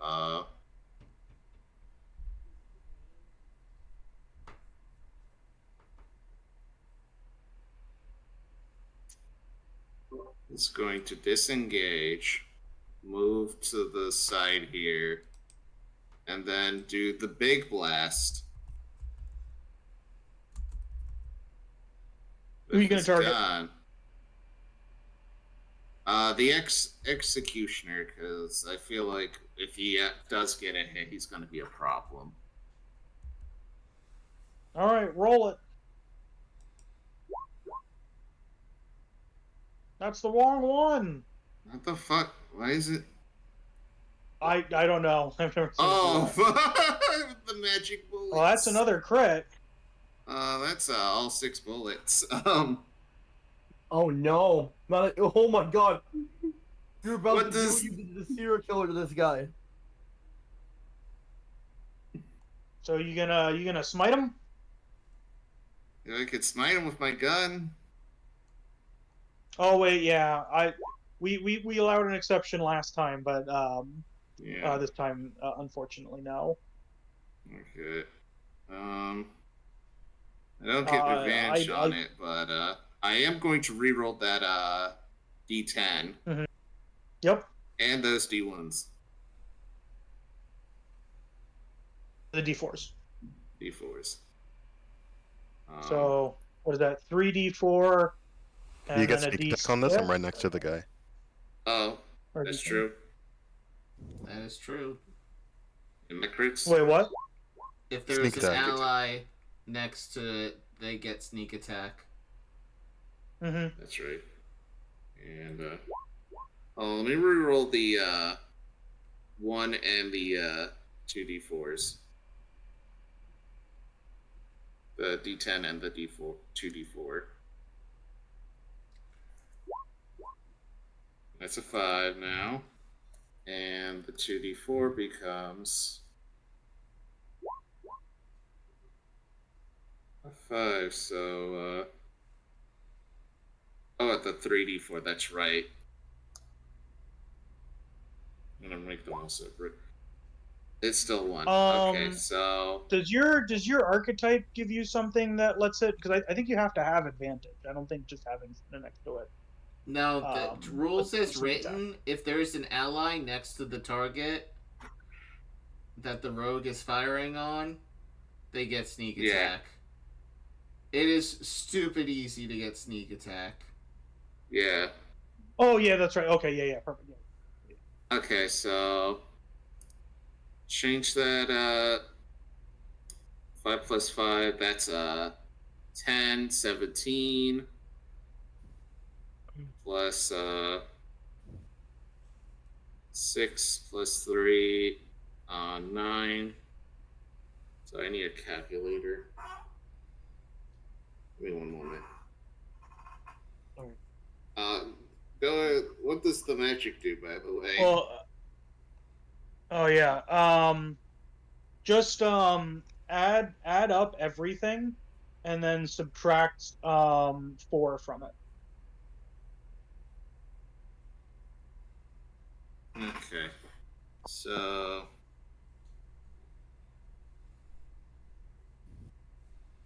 13 plus 16, 29 plus.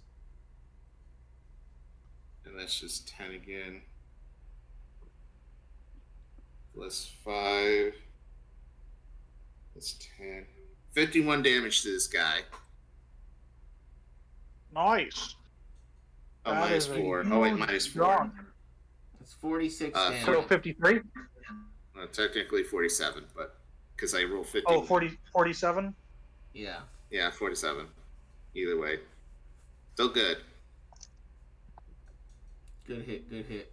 Also, I don't. Is that your first attack? Because the match, how the magic works, Con. I only Okay. get advantage. I only get the 1 shot. Okay. You made it count. Got it. Cool. Yep.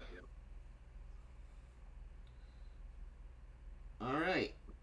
So what does the magic do to it? Hold up a second. It's loading.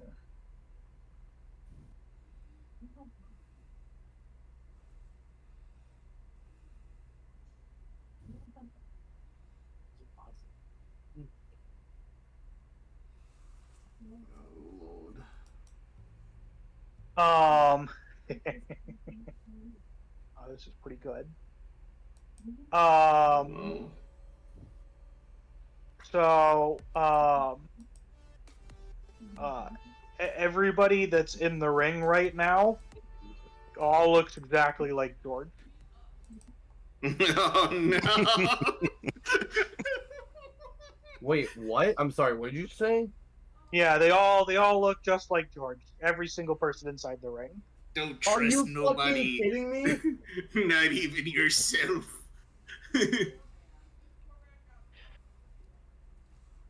Do we just make Oh. what? Now do we just make How poor long does this George last? chickens? Well, you have no idea. As if you to walk a mile in my boots, Cinna. I have two legs you now. feel no different. You move your back toes; they're still there. Oh, thank God. I had a panic attack. Yep. It still feels as if you're exactly the same. But you look down at your hands, and they're undead George hands. Do they have different weapons? That's Yeah, they look exactly like George. Cinna, for functionally, you feel like you have your normal weapon in your hand. Okay. But when you look down, it looks like George's weapon. Oh. It's Cinna, but with the George skeleton. It's, Cinna wielding a gun is so bizarre to me. Yeah, it's gonna be even more bizarre when I hit someone across the back of the head with it. Yeah, when you just pistol whip people with a fucking gun. Next up is Blair. Did you do anything this turn? Alright, seeing how now that everyone in the fucking ring looks like George, this monkey is gonna be so fucking confused. She has to take me. She was going to wait until one of her rivals got into the ring, aka the commander and or the Inquisitor. But now she needs to take matters into her own hands. This was gonna be a disaster. So she tells Basil to when he's able to do so, to cast invisibility on himself as soon as possible. So like basically me out of character telling him cast it this round. Yes. And then I proceed to hop into the ring myself to prevent a monkey disaster while everyone looks like fucking George. I didn't even think about that. The monkey looks at you disappointed, but understanding. I'm sorry. But then he looks back to the ring and it's true. I can't tell the difference between them anymore. Yeah. literally doing apes are struggling to get there. He's really studying right now. Oh, I guess before I hop in, can I say one more thing? Mm-hmm. William, do you have any idea where the real George is? Because I don't think they've switched positions. Oh, they're in the exact same spots. Okay. Yeah. Good to know. The real George, please stand up. Please stand up. The real. Yeah, he says, I'm still getting all the same, surface level thoughts from him that I was before. So I don't think they've switched. He's George, you're George, I'm George. Are there any other Georges I should know about? No.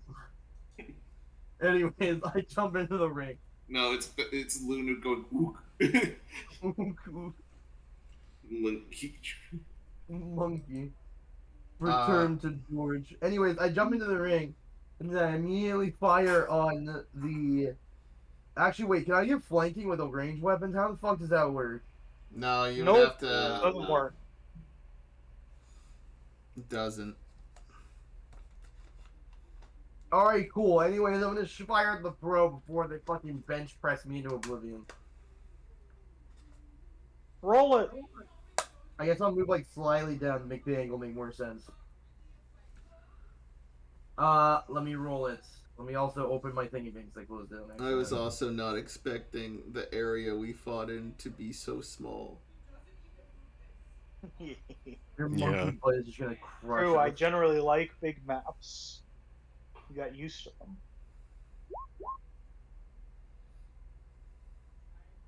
Believe it or not, this is bigger than a normal WWE. Yeah, no, I know. Yeah. It's 4 squares for a normal one. This one's just Okay. a little bit bigger. You both just hit. Oh, I'm sorry. You Wait, can before that, can I please hex the pro? I'm so sorry. The Hexblade's curse. Yes. Okay, thank you. I'm trying to be better, guys. I'm remembering my own fucking debuffs.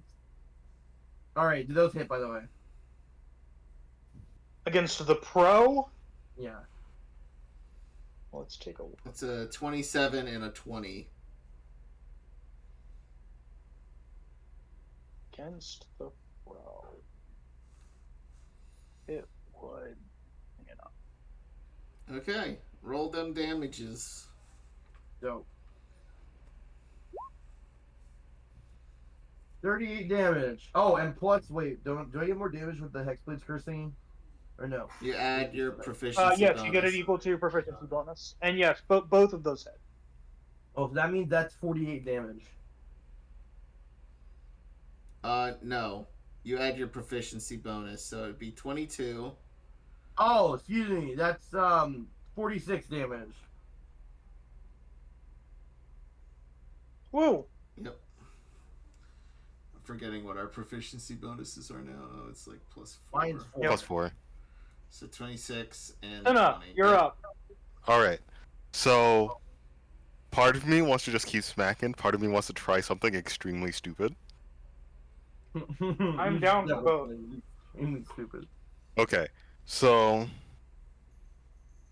I want to grapple with the George in front of me, like spin around, just like trying to like make it a little confusing. Right. Alright, roll me either a sleight of hand or a deception check. Alright, I'll try for deception.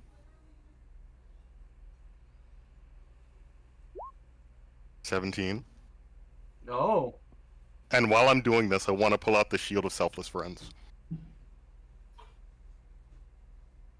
Wait, we got that a million years ago, right? Yeah. Holy shit, wait! Oh my god, wait, what is it? Can you link that, please? What does it do? I forgot the whole thing. Is it stops the person who's holding it from taking damage, but then it damages everybody else that they're friends with. Oh, so you're putting it in his hands, or? Yeah.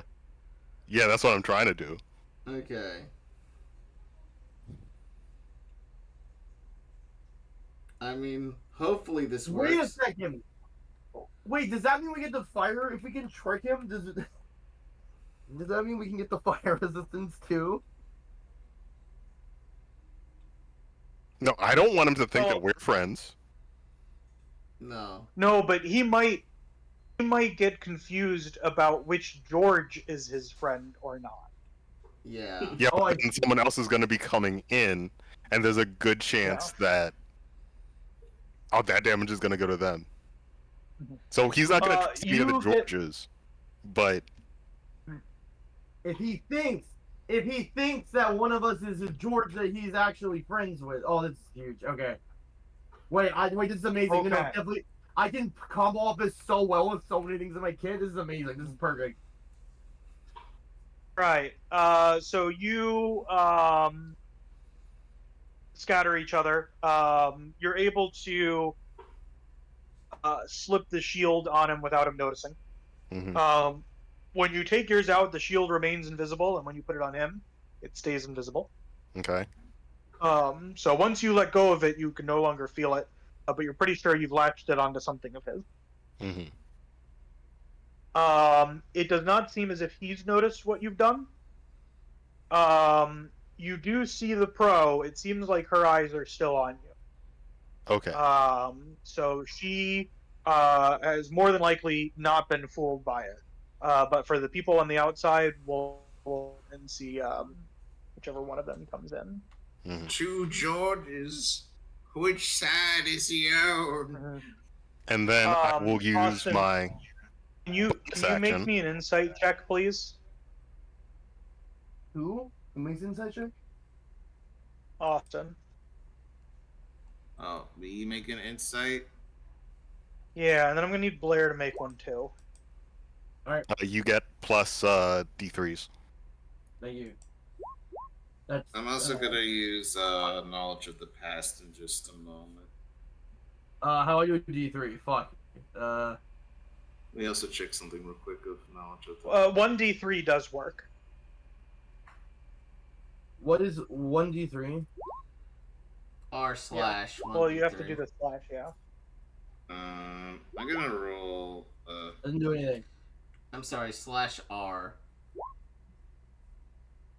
Other way, then R, space 1d3. Did it work finally? Motherfucker, how do I No. slash R 1d3? No, do the slash first. I did that. You did not. What am I doing? The other / /R space 1d3. That's the problem. I didn't put a fucking space. You never said the space. God damn it. You also had the I'm gonna dash roll- the other way, but whatever. I'm gonna roll knowledge of the past real quick as well, just to make sure I make the save. Oh, could we like hold off on this a little bit because I also wanted to bonus action teleport 15 Okay, feet above the then never pro mind. and then slam down. Okay, never Oh, mind. well, no. So this is to tell, which one's which. I feel like they're gonna like have to do it when I teleport because they're gonna know that I'm the only one who can teleport. I guess it's true, but then so would everybody else realize. Yeah, so like they're gonna have to do the like realize it once I get on him. So like that whole grapple thing was mainly to get the shield on him. Yes, And that now- went off. Yeah. So and now like the trying to like confuse everybody is me teleporting on top of the pro to get into like a tussle of bodies. Oh, okay. So you weren't trying to disguise which one of you was the real one. No. You just wanted to just use that as a temporary distraction to get the shield on. Yeah. Okay. And then the teleport lets you do what, 30 feet? Yeah, 30 feet, so she's 15 feet away, and then I'm gonna go 15 feet up. Just All right. And fall.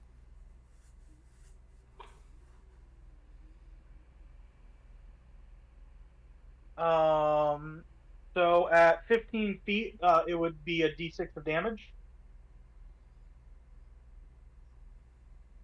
Is it 15 or 50? 15. So yeah, that's 1 damage on me. Does she also take damage because like the breaking the fall thing? Yeah, it would usually be split, but I'll say that it's a guaranteed minus of 1, Mm-hmm. or guaranteed 1. So you'll both take 1 damage.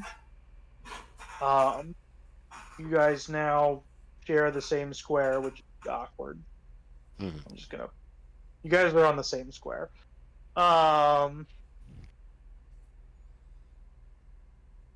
And I believe it's my turn. no, I'm gonna have you guys both roll.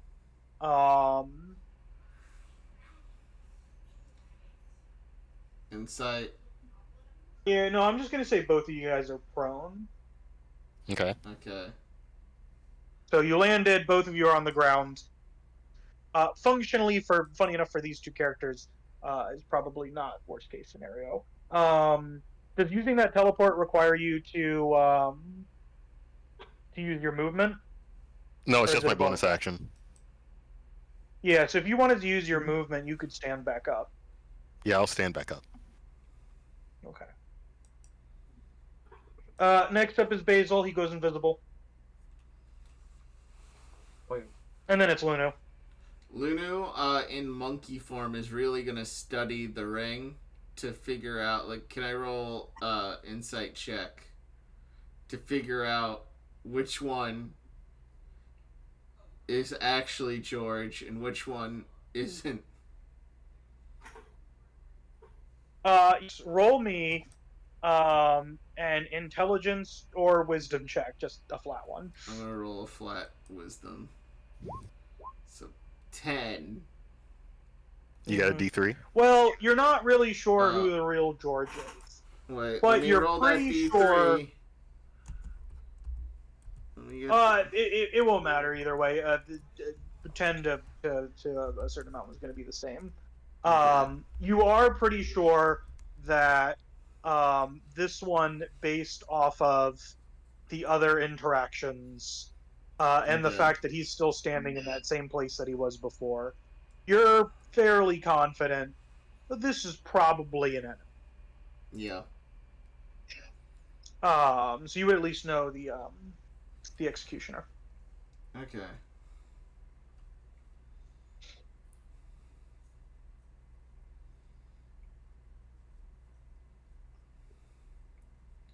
So it's your turn if you wanted to go in. Oh, I can actually go in? Wait, Blair no, that's went right. in. That's not the right turn. Yeah. Yeah. Yep. Oh well, can't win them all. Yep. I do not have next control up of is the... Oh yeah, I'll fix that. The Inquisitor's turn. This turn, he does nothing. He's definitely waiting to come in last.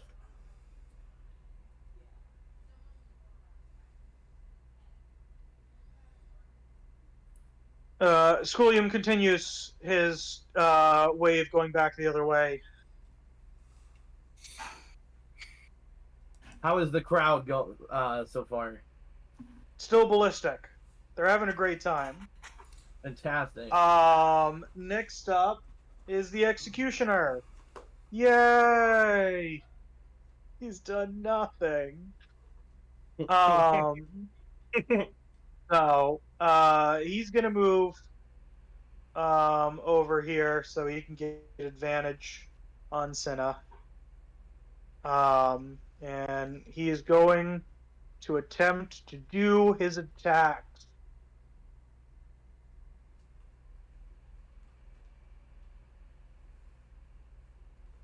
Does a 15 hit you? It does not. Does a 21 hit you? A 21 does. Alright, so 2 of his attacks hit.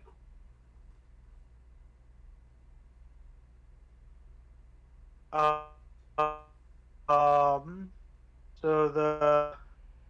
for ease, I'll just use the basic. So you take 10 slashing damage and 12 fire damage from each. So a total of 20 and 24 fire damage. Okay, so the slashing damage is halved to 90. Yep. And then, or to 10, and then I take Yes. an extra 24. So that is... Fire. Okay. I gotta figure out how to do math. 6. Okay, that did a lot.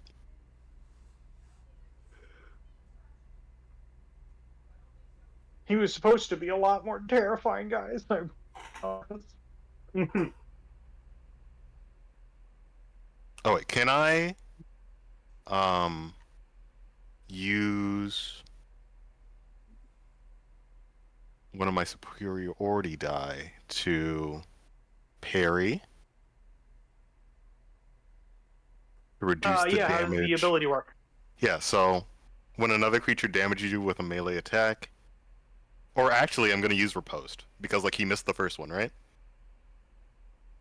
He missed the third one. Okay, he missed one of them, so I can use my reaction to make a melee attack against him. Oh, nice. And I'm going to reckless this one.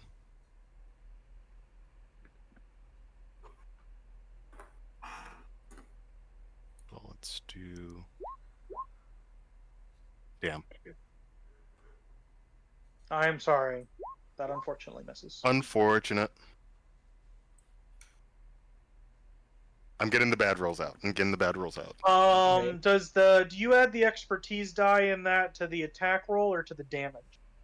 I think I add it to... Let me read this. I add that some to of the them damage. they add it to the damage, some of them they add it to the roll. I would add it to the damage. Oh, okay.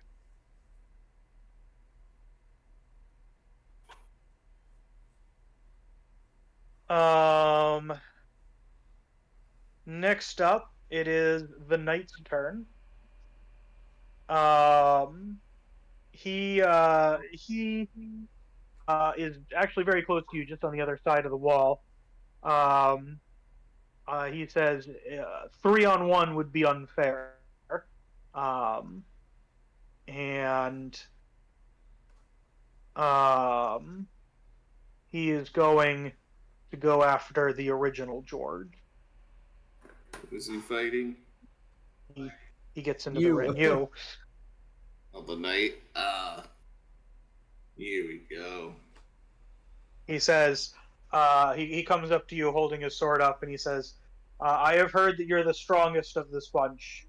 I hope you'll give me an honorable fight. Alright, let's see what you got, Mr. Vince And- Vince.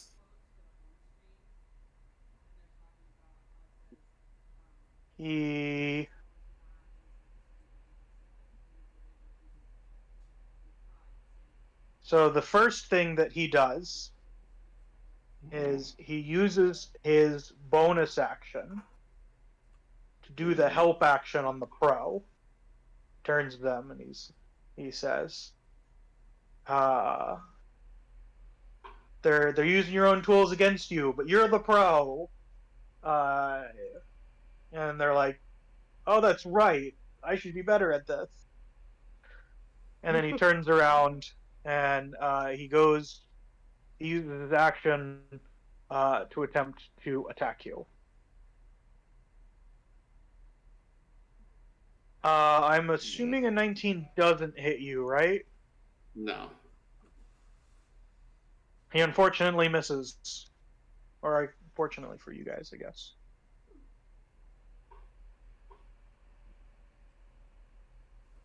The lawman does nothing. The commander does nothing. The pro uses half her movement speed to stand up. And then is going to attempt to grapple the George that fell on her throughout the sky. I think while you're raging, you get advantage on these rolls too, right? Yeah, I think so. Advantage on strength Alright. checks. Roll it. So is this a strength save or just like a straight strength check? Oh no, you can roll either your athletics or your acrobatics. I think to get the advantage on you have to use the athletics though. Gotcha. Move. All right, you're able to dodge her first attempt at grapple. Mm-hmm. But Nice. she can go again.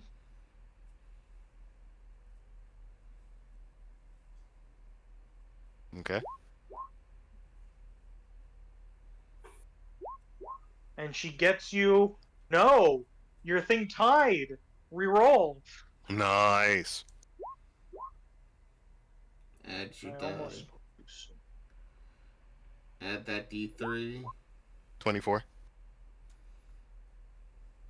And you are able to dodge yet again.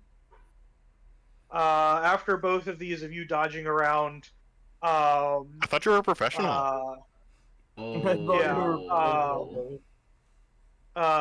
She says, well, I'm not used to trying to wrestle a person who's half horse but looks like an undead pirate. It's not in my job description. She says, but don't worry, I'll get it figured out.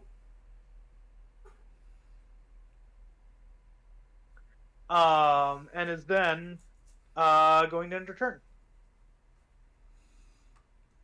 George, you're up. Okay. You got a knight right next to you. Yeah, no. This is your so- chance to sword fight with an actual fencer. Yeah. Yeah. You gotta do some fencing on him. I wish I had advantage, but Technically, no allies are within 5 feet of you, so you have. yeah. I mean, attack. I'm also a swashbuckler, so I get advantage either way, or Not at least, advantage, sneak attack. or You like get sneak attack. either way. Yeah. Yeah. Do you need a Oh, George. jeez. Yeah, no. George. I'm gonna George, smite you with need to that. stop this. George. What is this shit? Oh my god. I'm gonna. Are you gonna smite? Yeah, I'm gonna fucking smite.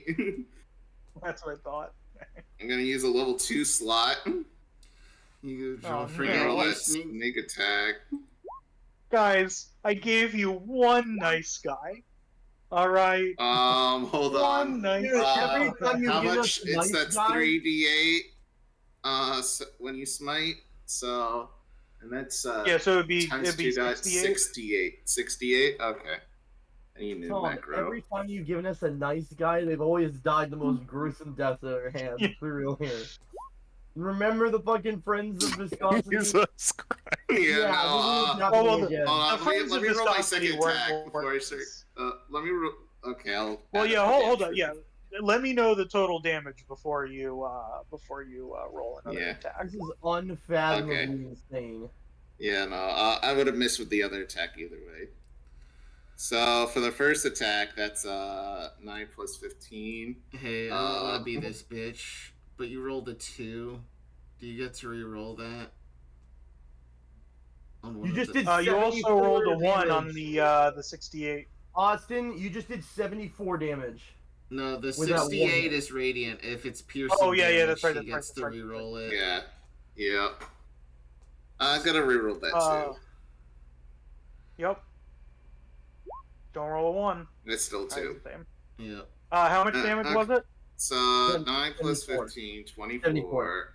74. 74. Plus 17, 41. Plus 33. 74 damage to the knight. Yeah, it's 74. Jesus Christ. And then I'm going to So he is bonus still up. action. It looks like he's almost down. I'm gonna bonus action to make room to go in the corner. What is the knight's disengage reaction to the corner? He can't reaction. It's a disengage. No, I'm saying what is his actual reaction to getting hit by that out of nowhere?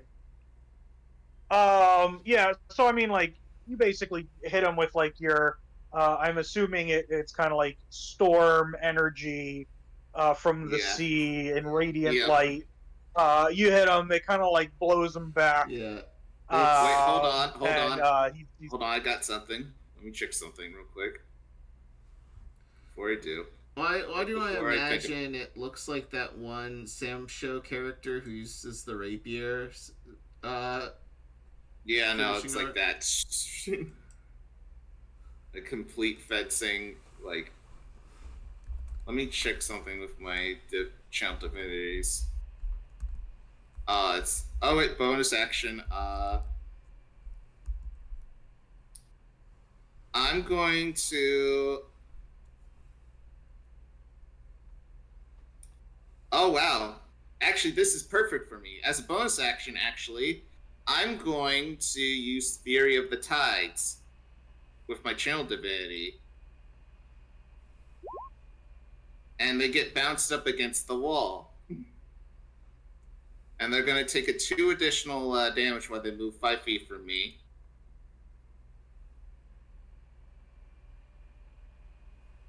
Alright, so, well, first, this does a couple of things.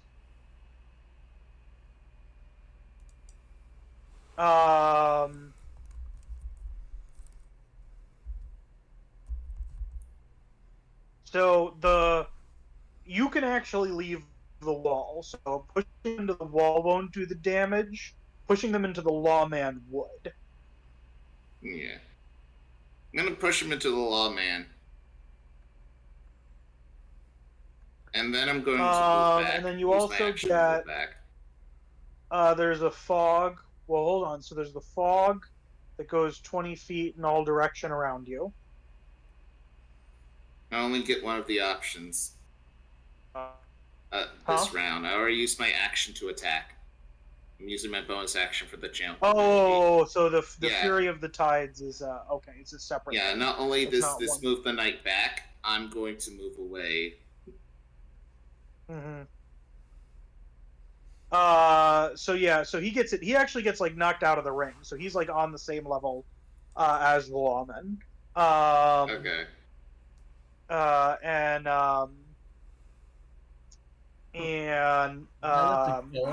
Well, we'll say he immediately pops back into the ring just for ease.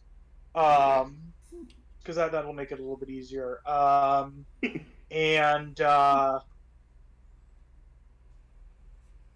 highs or lows? Can we get much higher? Has anyone rolled 100 damage yet? Over 100 damage yet? I'm trying to I don't think. think so. Not yet. George is gonna get there sooner or later. Yeah, he's definitely the closest. It's okay. The Inquisitor will do that on his turn. Sure. Oh. Okay, cool. Cool. So the it appears as if the knight's equipment is well put on, and his face mask does not fall off in the blast.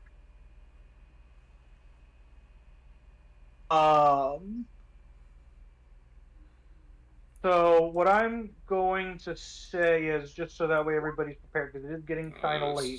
We're gonna finish out this round because Austin just started a new round. Yeah. And then we're gonna break.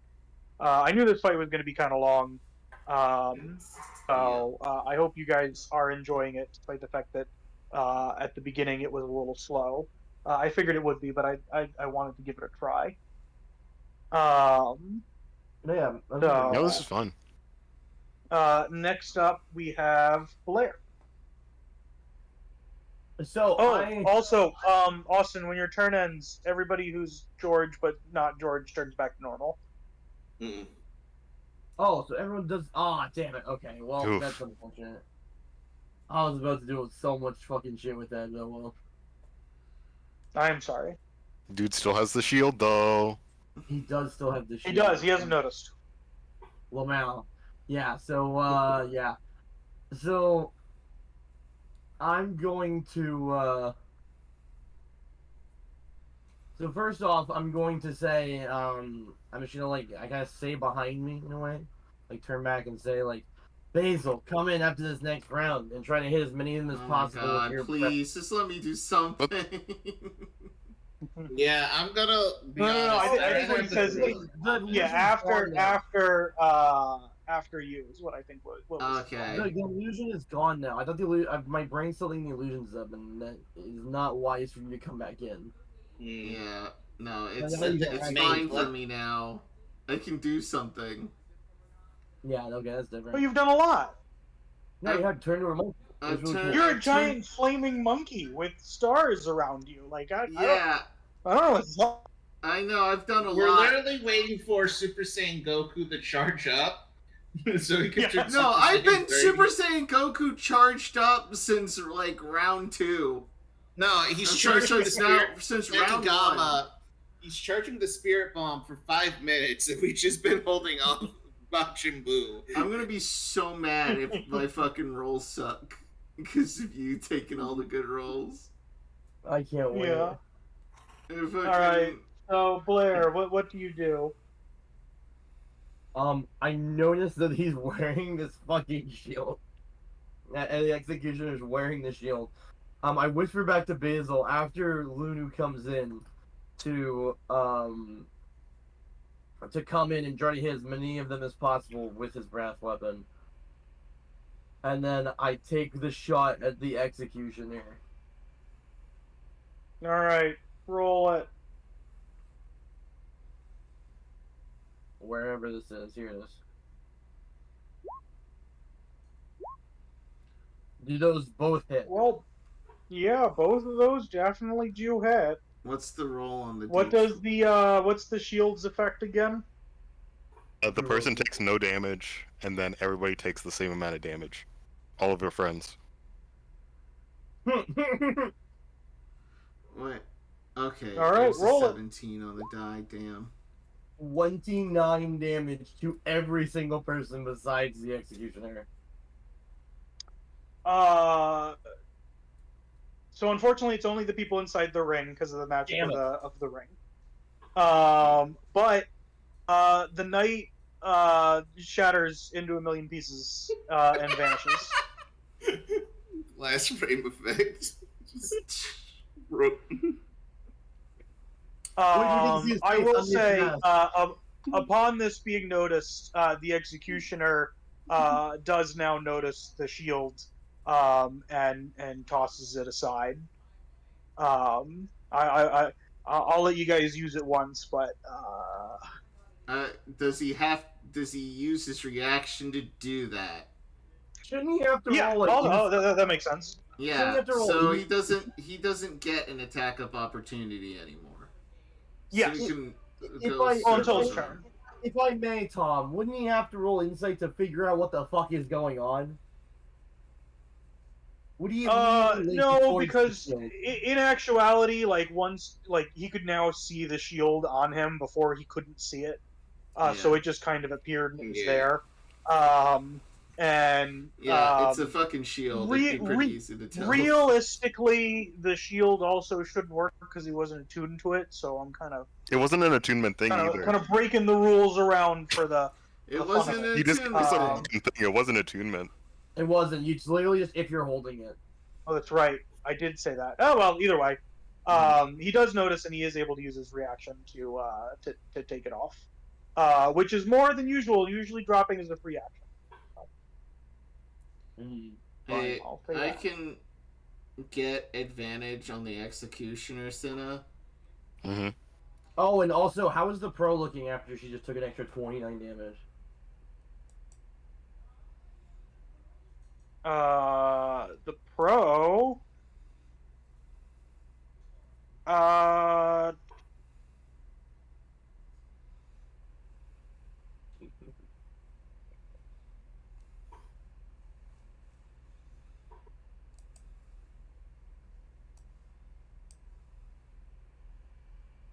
Give or take an HP. And what do you mean, give or take an HP? That's all she has left? Yeah.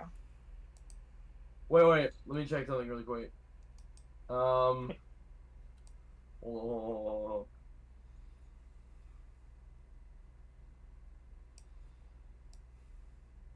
You got a dagger you can chuck at her? Is that bonus action? Yeah. And I think actually yes. Unironically, yes. Wait, hold on. Let me check my. Alright, yeah, chuck a dagger at her. Wait, let me check. Hold You'd have to use your dex, not your charisma.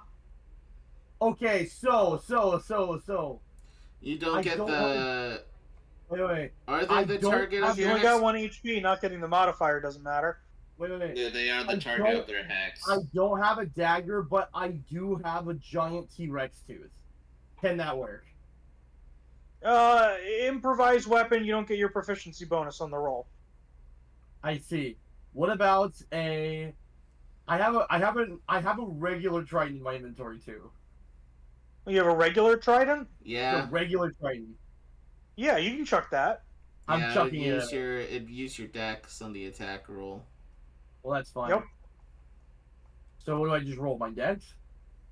Yeah. Your dex plus your proficiency. Oh, okay. So is that just how does that work? So dex plus 4. It's just a normal attack. Okay. Do a dex roll and then add 4 to it. Gotcha. 20.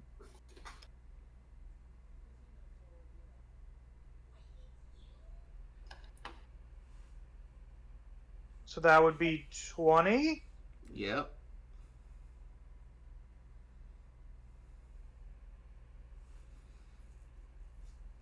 Same thing. She vanishes. The rope also vanishes. So if I could describe this, Blair pulls out her spear gun, shoots the executioner, who is completely unharmed. Meanwhile, the knight, just you can see, is visibly in pain, clutching their chest as they get yeeted out of there. The pro is shocked, having no idea why she's taking so much damage, and then Blair just chucks a random fucking spear in her inventory she's been holding on for forever, and takes her out, also causing her to vanish. Yep, you get your free item interact to pull it out, and then chuck it. So that all counts. All right. Lunu turn. Basil, he does nothing. Wait, Lunu. I didn't go yet. Oh yeah, Cinna. Oh, sorry, Cinna, your turn. All right. So I'm gonna try and keep smacking this guy. All right, roll it.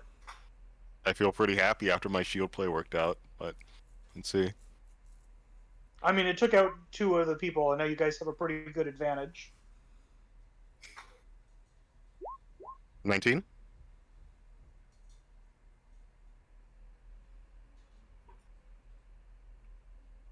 You know what's funny? What? If he had kept the shield, it would have missed. Wait, did it Nice. give more AC? Yeah, it's a shield. Yeah, it's like a +2. Yeah. Yeah. Holy shit. 22 piercing damage on the executioner. Plus, I have to do psychic damage with Dreadful Strike, so that's +2 there. And then I also have the Eldritch Maul up, so that's another +4. That He's still up. He's tanky, but Yep. he's also not looking good. So I'll go ahead and I'll get him one more time. 17. Oh yeah, because you got the advantage. Mm, So that means that's going to be a hit too. yeah, 20. Alright. 21 Oh, piercing okay. damage. And I believe the psychic only works once. The Eldritch Maul works on every attack. That's another 2 damage. So 23 on that one. Believe it or not, he still stands. That's Not- fine with me. Fine with me. Fine with me. Lunu, ape charge in. Yeah, I'm gonna stay in position so you get advantage. Oh, he's in. Fuck you. Donkey Kong country music play and bass boosted. Alright. Advantage on these. 13. That's a miss. And fuck me. Add You D3 manifested your stone. speed rolls, dude. You Yeah. actually manifested them. Yeah, thanks for manifesting my failure. That was you who did it. By saying, I can't wait for my rolls to be Yeah, awful. I'm so. Yeah, no, you jinxed That's yourself, your dude. fault. Yeah, that's all your fault, dude. Alright, 15. Unfortunately, that is a miss. Alright. Yeah, Luna's just gonna stay in position as he's throwing hands at this little guy. And,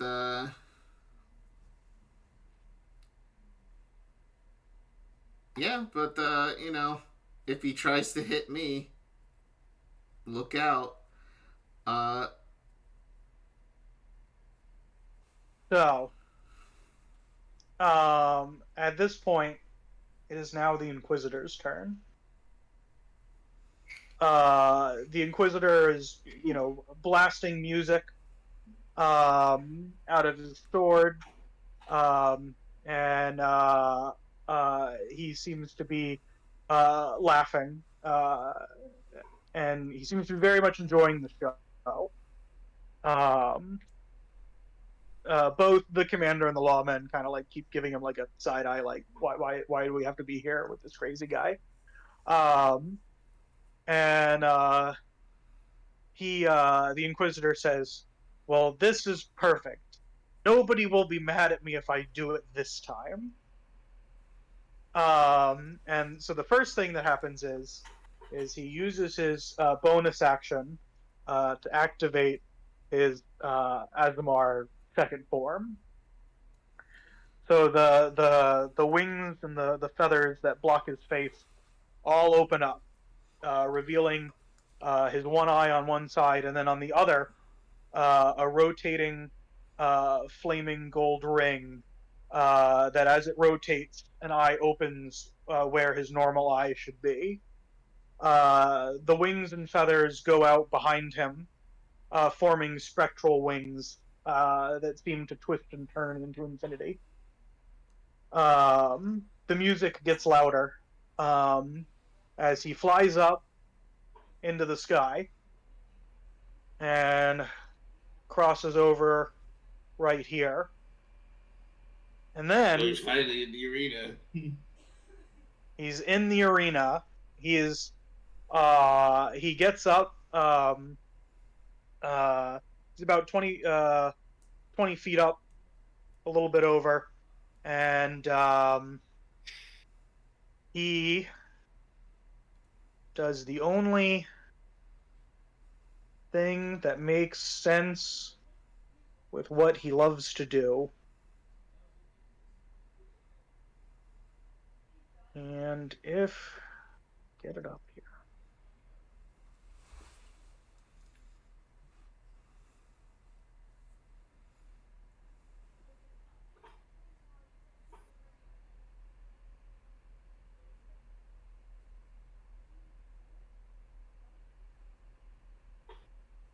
So if I could get all of you to give me a DC 15 dexterity saving throw.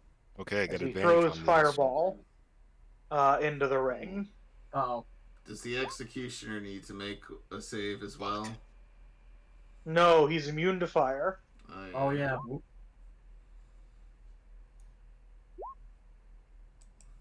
Ooh shit. Oh fuck! Yeah. Why am I Guys, George is actually the strongest one. Oh my dude, this is literally just feeding the bullshit narrative we created that he's the most powerful member. So, Even though I just so- single-handedly killed 2 of the fucking members of their team. so George, what happens is, since your back's up against the wall, you see that he's casting this fireball. You take a step back outside of the wall, and the fire erupts, and it like goes up, and it hits the wall, and it goes up the wall, and it shoots up in a fiery inferno, but it doesn't go through the wall. And then you just walk back in after the fireball's gone. So you don't take any damage. Yep. How much damage is it? It is 29 fire damage. And you meet a dick throw, you take half?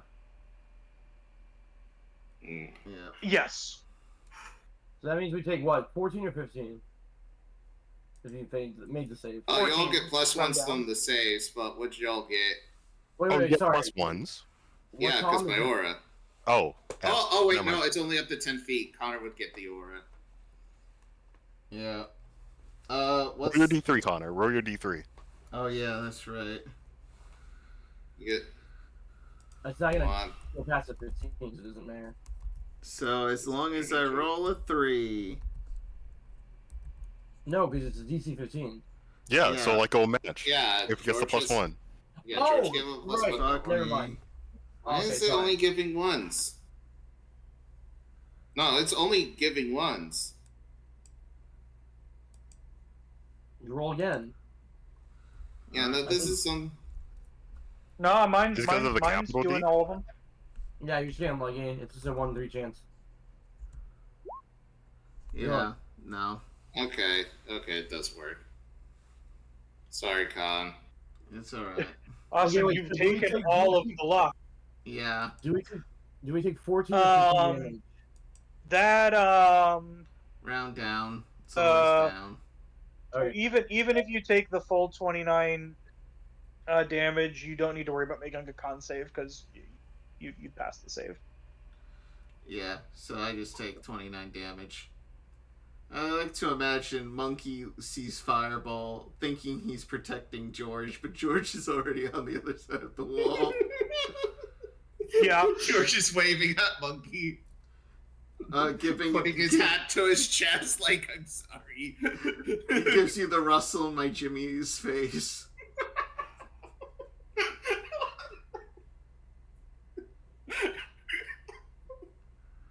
And then followed by the neuron activates. All right. Next up, it's William's turn. Oh, one more thing. Sorry. One last Uh-huh. thing. Where is it? Here it is. As part of Hexblade's curse, after the pro is yeeted from the ring, I believe I can move it to a new person, right? Yeah, I can just. No, use it. you can with normal hex, but not with this. It says right there. You do regain hit points. Oh, you can't move it. It just ends. Okay, so I'd have to recast. It's fine.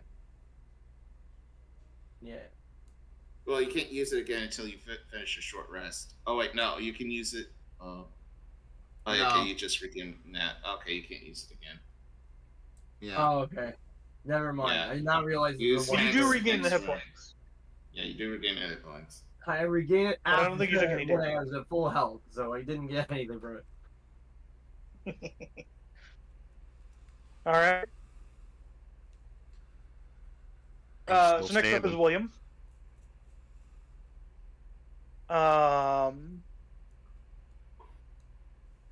If I could get all of you guys to roll me insight check real quick.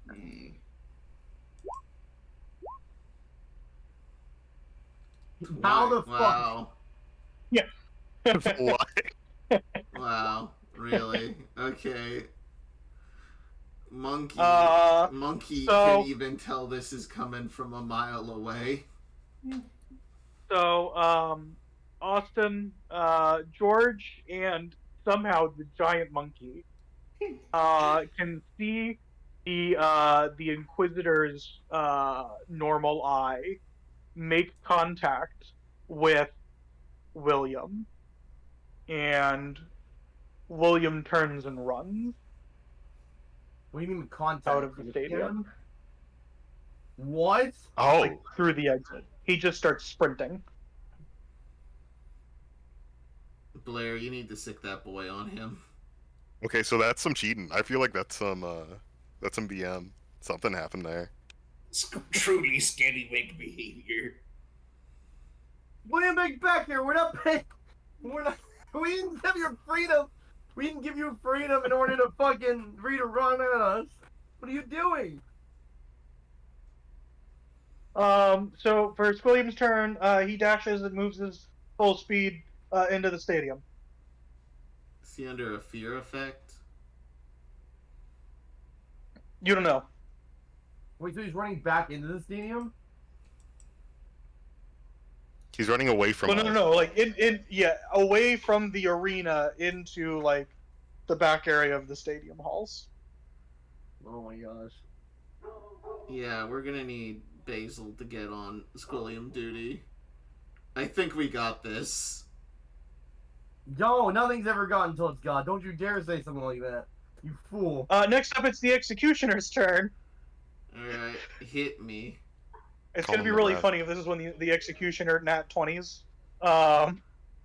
Do it. So he's going to swing his axe around. He's going to hit Cinna twice and you once, Connor. Okay.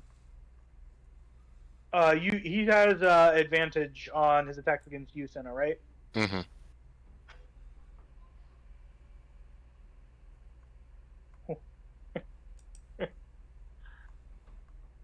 So they both hit. Ooh, One of okay. them is indeed a crit. Oh, boy. Hopefully there's no Connor over fire there. damage. Yeah, Connor over there throwing up flags. Please Fucking hit me. What's the damage? Hold up, because I have to manually put it in for the crit. I don't know how this works. You'll probably be fine. I don't know. I'm like a third. I'm just gonna roll both of the things all together, if that's okay. Okay. I don't know if you have anything that like would minus some of it. All I can do is resist the physical damage. Okay, so I'll roll those separate then. So first up, we have the physical damage between the two hits. That is 24 damage. Okay.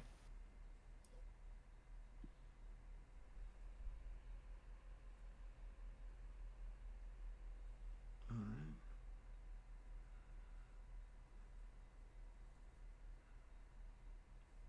And Don't leave me in suspense here. And then it is 23 fire damage. I'm up with 2 HP. Oh my god. No, boy. Then he's You going to turn call around and that attack a the giant hit? monkey. Do it, please.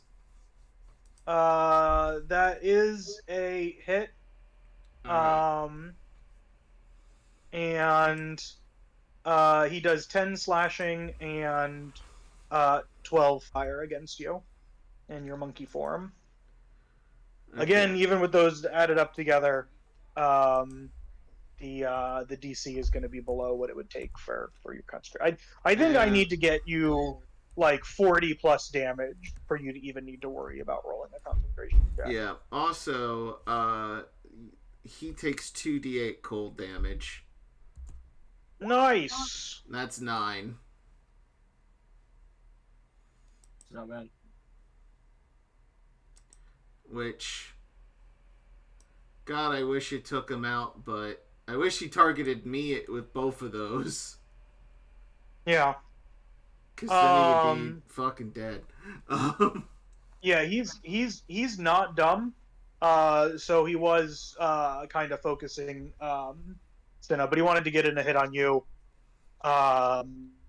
You're a giant monkey. And, let's see here.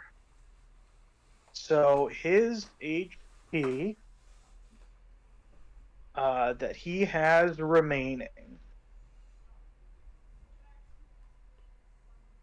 allows him to still be up. But it looks like he's just barely holding on.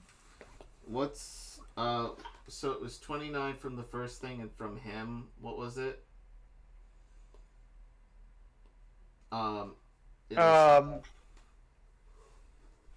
What did you ask? The firebolt did 29. What did his attack do?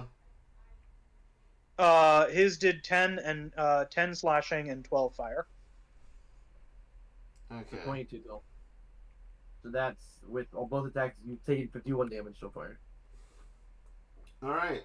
I'm still above 100, so I'm good. What Yeah, the I was gonna say. I'm giant What the monkey. fuck? That's so ridiculous. I do 3d10 plus 6 when I hit. And Bruh. that's if I choose not to throw a giant rock. Where do you get the rock from? You know what? I wish I knew, but it just says I have a rock. Mhm. It's usually implied that you pick up a rock and throw it. But I like the idea that you just got a couple of them in a pocket somewhere. Why do you have a pocket? I don't know. Maybe you're actually a mercenary. I'm just gonna go with the imagery of him picking up the earth underneath him. Yeah, And launching. but this is like a stadium. Part of me is also just like there's like now like an Titantron shot of Lunu's giant monkey butt, and it has rocks on in the crack. And the with rocks that, do 7d6 by the way. God. we have reached the end of this round. I think this Question, is is a the good point Inquisitor to still in finish the it. air? The Inquisitor is still in the air. How high For is he now. in the air? Enforce my next decision. About 20 feet up in the air. I should actually put a note of that. Could I do... Okay, this is just for, like, speculation, but, like, whatever. We'll talk about it later. All right. Yeah. Yeah. So we will break. Some things have happened. Schoolium is running for reasons unknown. To parts unknown. And you guys are doing pretty well. You're not unscathed, but anybody looking at this would say that you all clearly have the advantage. But the Inquisitor has now entered the fight. Yep. Alright, scary. Spooky, spooky. I do want to say, besides George blowing up everyone, the actual MVP is Cinna for the greatest plane of all time using that shield we got like 40 sessions ago. Finally. Yeah, to use it for It's- something. Yeah, like, I know, Tom, you don't reward inspiration, but that's something I would give them inspiration for. I agree. I think that's just a genius. Yep. I had to use it for something. I'm just glad it worked out. I'm just saying, this is your fatal flaw as a DM, Tom. That inspiration is a good mechanic. And should Oh, be if you say implemented. so. If you say so. That's if you remember if it was a mechanic. It's a good mechanic if it When was you remember implemented it. differently. Yep. Anyway, watch Papyrothal on our channel, guys. New episode's coming out Yeah. soon. The one where inspiration is a built-in core mechanic. Yeah. Where it Also, by rewards the you way, for when you role-playing. increase my dex, you actually lowered my AC, by the way. Because it was not applying the AC changes for my armor and equipment. Yeah. I don't know why it does that, so... So I was like, I'm pretty sure my AC is this 20 or the whatever. cliffhanger, by the way, Tom? Yes, this is where we'll be Okay. breaking, because Plug. then it starts another round. Alright, Yeah. plugs. And I'm assuming the other two aren't doing anything. No, the Inquisitor went this turn. I'm talking about the commander and the lawman. Yeah. The Inquisitor went in. They physically cannot join. Okay. So, hey, I'm Boosh Connar / your Lunu this evening. Follow me on Con the Artist on Twitter, Conjoin Artist on Instagram and Blue Sky. Join the Discord and follow us here on YouTube. I actually wanted to briefly mention, this is going to be outdated when this comes out. This is a small brag. So the first episode of Pyrothal, our Fabio Ultima campaign, is actually, not only is it like one of, like, look, we haven't broken 1,000 views on it, whatever. However, Pyrothal is strangely the longest lasting, Fabula Ultima campaign on YouTube. Most sessions of Pyrothal on YouTube don't last longer than Fabula 6. Yeah, no, it's most Neofabula, at least on YouTube. If they're streaming on Twitch, I don't know what their libraries are like, but I've looked around to see what other live plays there are of Fabula. And we are the longest lasting one. We're not the most viewed, but we're the most consistent. Wait, so how many episodes are you at? We are at, from what right now released, we are at 16. Oh shit. Pretty cool. I mean, and I've also counted, happy 40th episode of Consortium, guys. Yeah. Nice. That's crazy. I've adored this campaign so much. Seriously, it's been an honor playing this with you guys. Yep. And I haven't Whoops, killed any of you yet. I was really Yes. expecting at least one of us to die, because Tom is a brutal but fair DM. It's okay. If I die, I'll just take over Basil as my character to avenge my mom. Guys, you can do Revivify, right? Well, if Right? I die, I'm gonna in person in I here. gotta find We the need intelligence. diamond, You can do it's- Revivify, The right? economy's in shambles. It's in shambles. None of you have 300 shiny between the three of you. No, we're broke. I have 300 V-coin. You. God. You ever heard of crypto? You can buy a monkey. All right. Plugs. Plugs, passing it over to Austin. You can find me somewhere. Anyway, Tasura. Yeah, hi, I'm Saddest plug I've Tasura. ever heard. I'm tired, but I was hyped up because like good things happened this session. So, yeah, you can find me in places. I'm around. I'm in the Discord. I'm on Blue Sky, I guess. I posted 2 things on Blue Sky. But yeah, go look for me because I am a real person. Yeah. Let's give it to Steven. I'm gonna cut Steven real quick. I also wanted to promote the live stream we're doing pretty much every Thursday evening for the next couple of weeks of the Gamma 5 campaign of Miami Mayhem Trials of the Frankenbeasts. Check that out, starring editor Danny and Martin and Stoof. Steven, plug. Yes. It is I, Blair Audina, the second most powerful member of the Friends of Bubbles, who has single-handedly destroyed 2 of the combatants in the ring. And yeah, I'm also Venty. You can find me at Venty179 on Twitch and YouTube. You can find me at 79 on Twitter. Yeah. And besides that, it's basically it. Draft League content is going to be coming soonish. Again, besides that, I'm tired. I just got back from Los Angeles, and I want to die because I'm so exhausted. But this is such a fun session today. Tom. Hello, my name is Tom.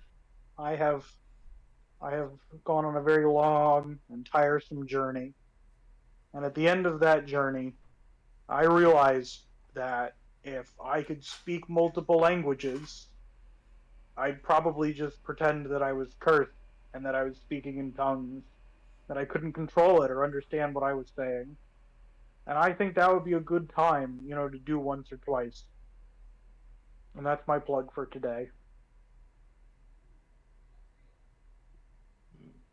Nice. Cool. Good night, everybody. Good night. All right. So. Wait. Oh. We're not done. Okay. It's time for the secret boss encounter. Are you ready for this shit? Let's fucking go!